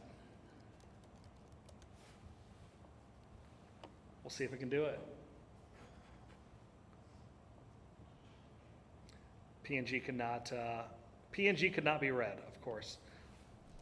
Let's open it in a new tab. That's what happens when you try to do things live.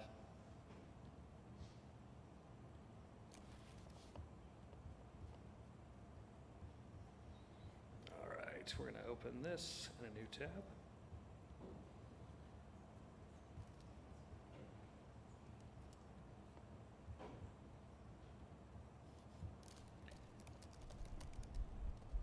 Nope.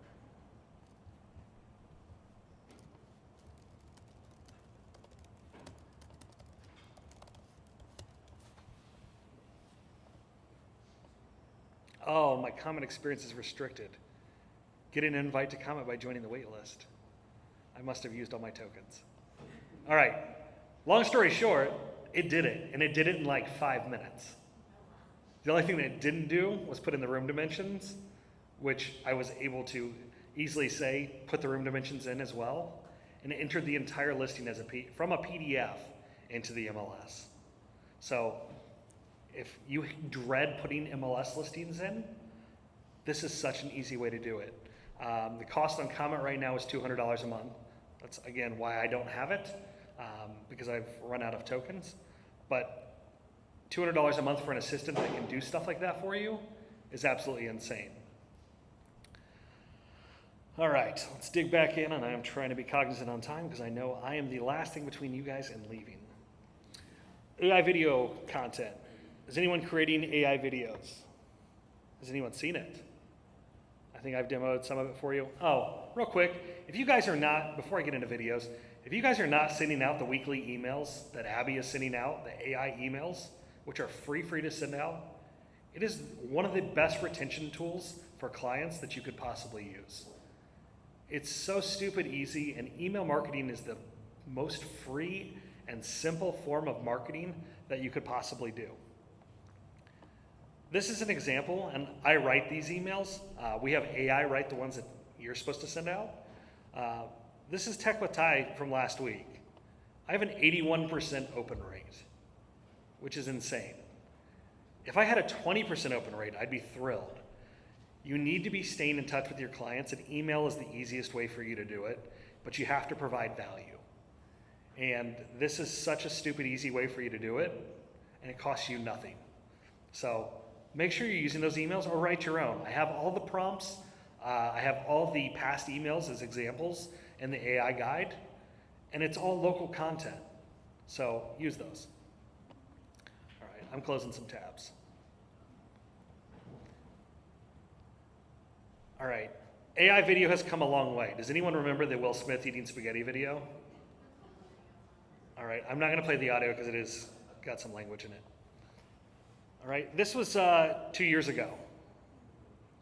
Not very good at creating videos, right? All right, this is 2023. This is how far we've come in just 2 years. Let's look at 2024. All right, we're getting a little bit better. Still a little weird. Spaghetti just appeared in his mouth, and here we are now. And this is 6 months ago.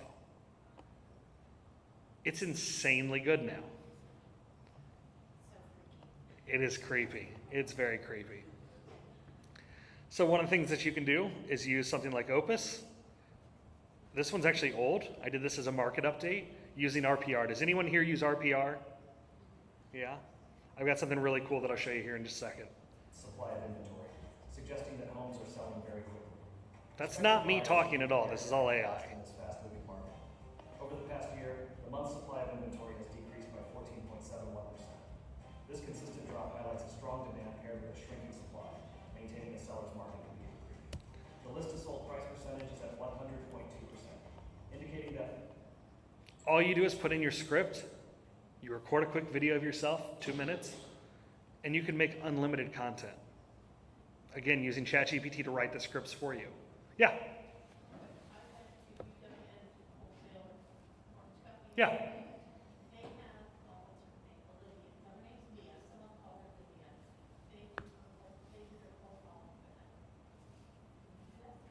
They're using an AI cold caller.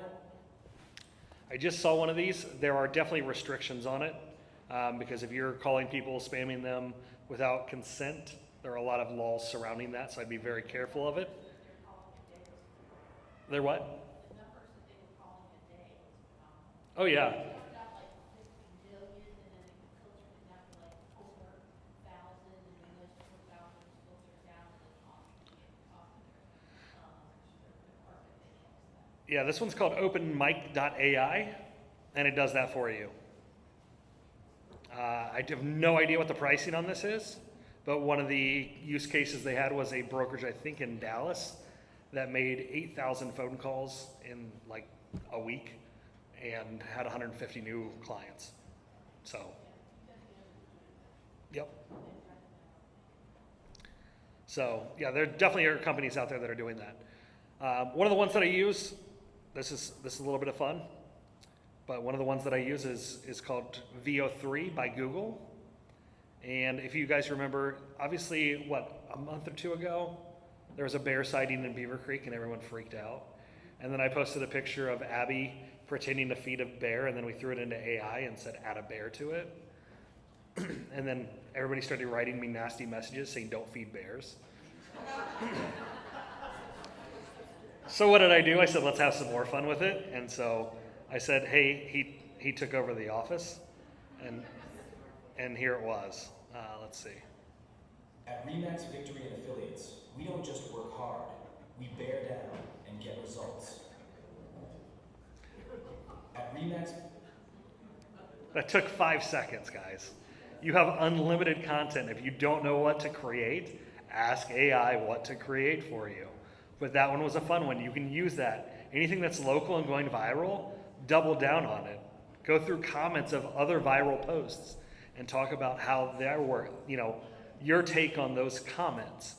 It's really easy to create content around that. One of the really cool things that's coming out with video, this was made with AutoReel app, but one of the things that's coming out for RE/MAX agents, integrated with marketing as a service, and I think you'll get 5 photos to create a video or 10 photos to create a video for free for an Instagram type video, and then you'll be able to upgrade. I don't know what the cost is going to be yet, but it will create this. This was all created using your MLS photos. All I did was take the Zillow link and I selected these.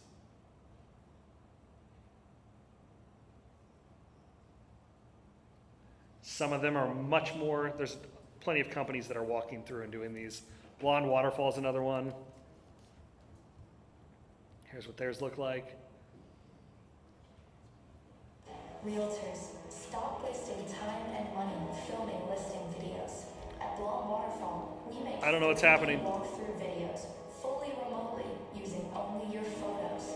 Simply give us your listing link and we do the rest.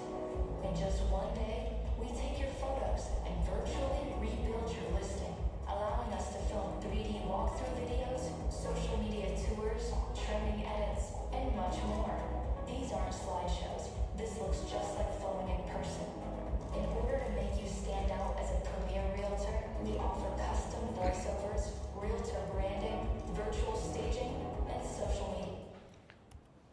It's getting crazy. And this is all created in like 5 seconds. There are companies that do really well with this. Blonde Waterfall is one of them. What last one I was just on? AI Reels or Photo Reels. Not as good. There was one that I tried out that was really, really bad. So I'm excited that RE/MAX is sponsoring the one that's going to come out for all of you for free. So stay tuned for that. I think September 14th to the 20th is when that will be launched. Opus Clip's another one that we use. You can see I had a 22-minute video here that we took long-form content. So if you're doing podcasts and stuff like that, I now have 1, 2, 3, 4, 5. I guess I can just use this up here. 27 different pieces of content from one 22-minute video. It tells me the probability that it's going to score well or perform well. This one's 99%. I can click on that. It's got my score analysis. It's got the captions. I can publish it right to social from here. I can even schedule that. You can go to all of your different socials all at once. This is an incredible tool that we use all the time. Confirm and exit. All right, I have blown through a lot real quick. Let me scroll down. I showed you HeyGen, Google VO Flow. Let me show you one real cool one real quick. We talked about using, I need to log into RPR. one of the really cool things that you can do with AI. RPR. All right, do you guys know that you can create video scripts directly within RPR? Yes, no, maybe so? All right. Slowly loading, hold on.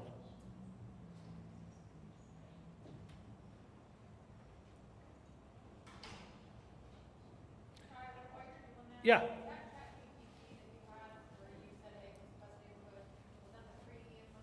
Yes.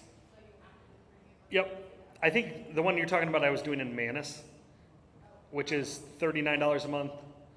I've tried them all so you don't have to. I use ChatGPT and I use Manus. Those are the two primary ones. Yes, we use Opus for our office videos and stuff like that. Yeah. I think by default it's $29 a month, but sign up for the free trial and then just wait like a week. And if you wait for a week, I think I ended up getting it for like $11 a month for the entire year. OPUS, yep. All right, so up here on research, you can go to residential market trends and you can put in any neighborhood or city. I'm just gonna do Beaver Creek. All right. All I do is hit this create script button and it has ChatGPT built in. All right, so it's creating me a video script that I can use,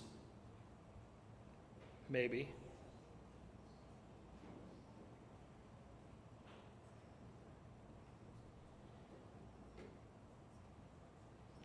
All right, so I want a conversational tone. My audience is buyers. You can change that to first time or luxury or whatever you'd like. I want the video script. You can do a marketing trends article, you can do a social media post, or you can even do a client email. Again, use email, it's free, it's easy. We'll click on generate. It's gonna take all those stats that are in the background from RPR, and it's gonna create you a video script for that. I can then take that video script, because it doesn't sound at all like me, and I can throw it into ChatGPT and say, rewrite this in my voice. That's how easy it is. All right, one of the other cool things that you can do is I can do residential market activity search. This is brand new as of like this past week. And I'm just gonna do Centerville because I already have Beaver Creek. Centerville, Ohio. Click on search. All right. I want to create a report and I want a market activity template. So we'll continue with the template. We're gonna call this Centerville, Ohio. We'll just call it that twice.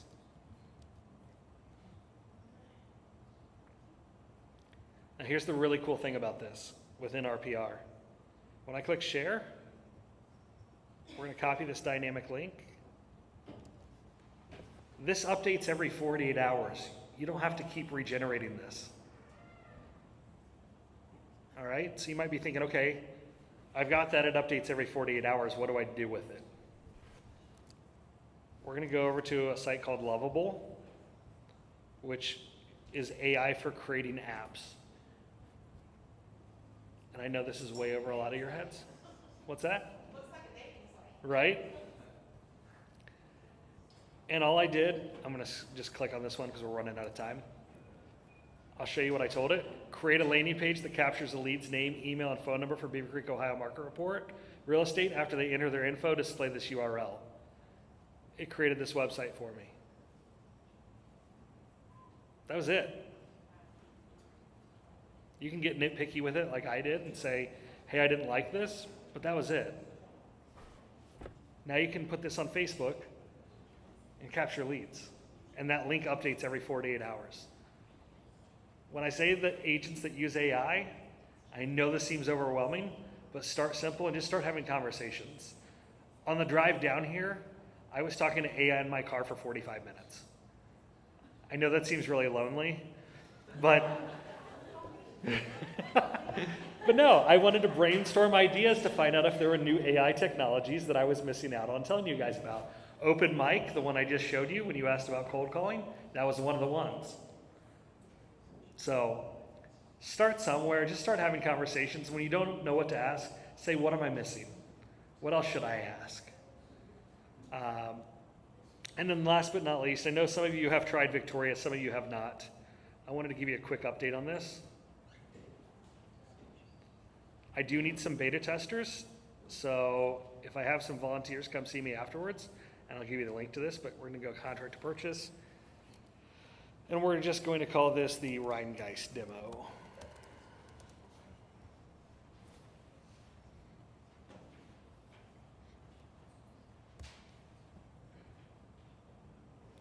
I must be running out of time on my Wi-Fi here, because it is a lot slower than it was an hour ago.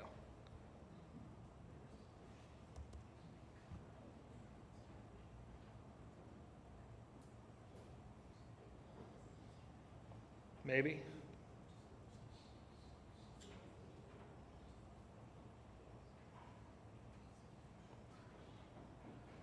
Maybe I should close some of these.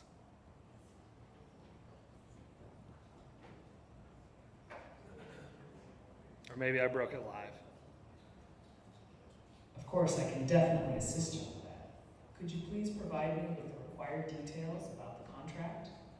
Specific things like the buyer's name, property address, and listing agent's name would be quite helpful. Yeah, the buyer's agent is Tom Brookie. The listing agent is Abby Grader. I'd like to write a contract for 555 Main Street in Covington, Kentucky. Purchase price is $350,000. We'd like to close it in 30 days. The zip code is 555-5555. And $1,000 earnest money being held by Remax Victory and Affiliates.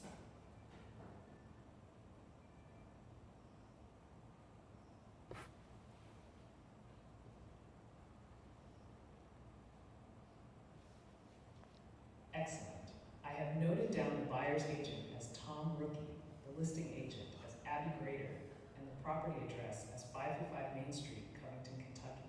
I also noted the offer amount as $350,000 and the closing date as 30 days from now. I got the zip code as 5555-5555, which seems invalid as it's longer than usual. The standard US zip code is either 5 or 9 digits. Can you please confirm the zip code? Let's move to the next pieces of information. Could you also provide details about the buyer's name? Buyer's name is Lauren Brookie.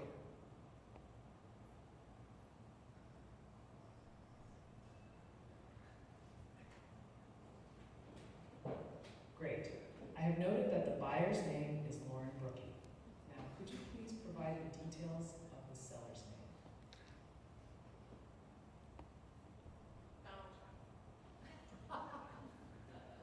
All right, so you get the idea. It's going to go through the contract. So when you're on the way back from showing a property to a buyer, you can hit the button and just have a conversation with it, and it will write the entire contract for you. It will write the entire. So, yeah, if you guys want to beta test it, just let me know. I'll add you to it. I'll send you the link for it, because I would love for you to break it. I've been trying my best to break it. Contract with the information you provided. Please check your email in a while. All right, so the contract's in my email. But that's it.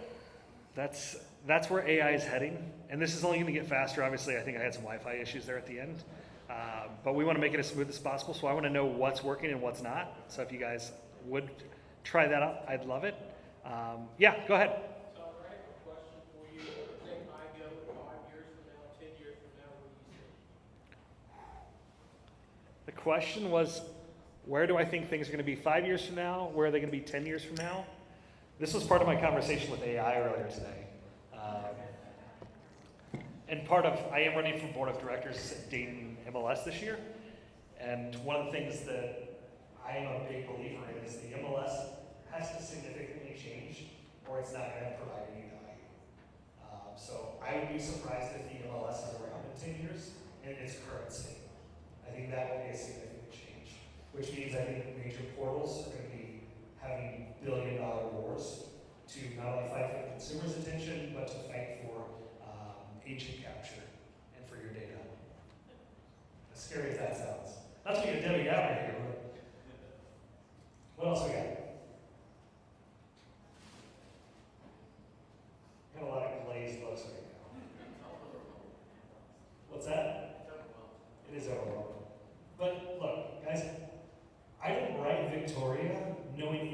about coding. I don't know how to code. I spent hundreds of hours using apps like Lovable and ChatGPT and just bouncing back and forth going, hey, here's this giant block of code that I don't understand, fix it. And then I would copy and paste it.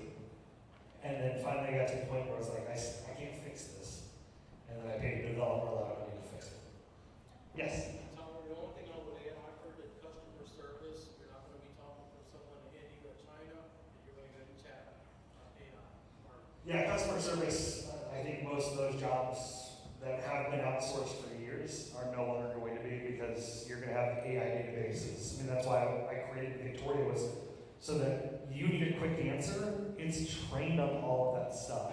It's trained on all of our broker policies. It's trained on Ohio license law, Kentucky license law, Indiana license law. It's got our welcome guide, it's got all our Wi-Fi passwords, it's got all of our contracts. It's got all of that stuff, so if you ask, Jeff asked the question about Bull Trail on whether or not he was going to get the lead on his listing. And then he answered back with, yeah, you get the lead on your listing. It's trained on all of the RE/MAX tech stuff. It's trained on dot-loop training, so if you have questions on any of the tech stuff, you can get quick answers. And if it can't answer it, that's what it forwards it to us. So if it's a broker question, I don't want it to say, yeah, you can definitely have a buyer or seller, or a buyer show up to closing that's still married and they don't need to sign. Their spouse doesn't need to sign. We don't want that to happen. So we're trying to improve it all the time, and it's getting better and better the more that you guys ask it questions. So it's not that we don't want to talk to you. We want to just make it the easiest possible at your fingertips, ask it a question, and it gives you a quick response. What else we got? Anything? We had a hand up over here. Reed's pointing. Okay. All right, we've got a giveaway. You want to come on up? You're loud enough? Sweet. All right. Thank you guys all for coming.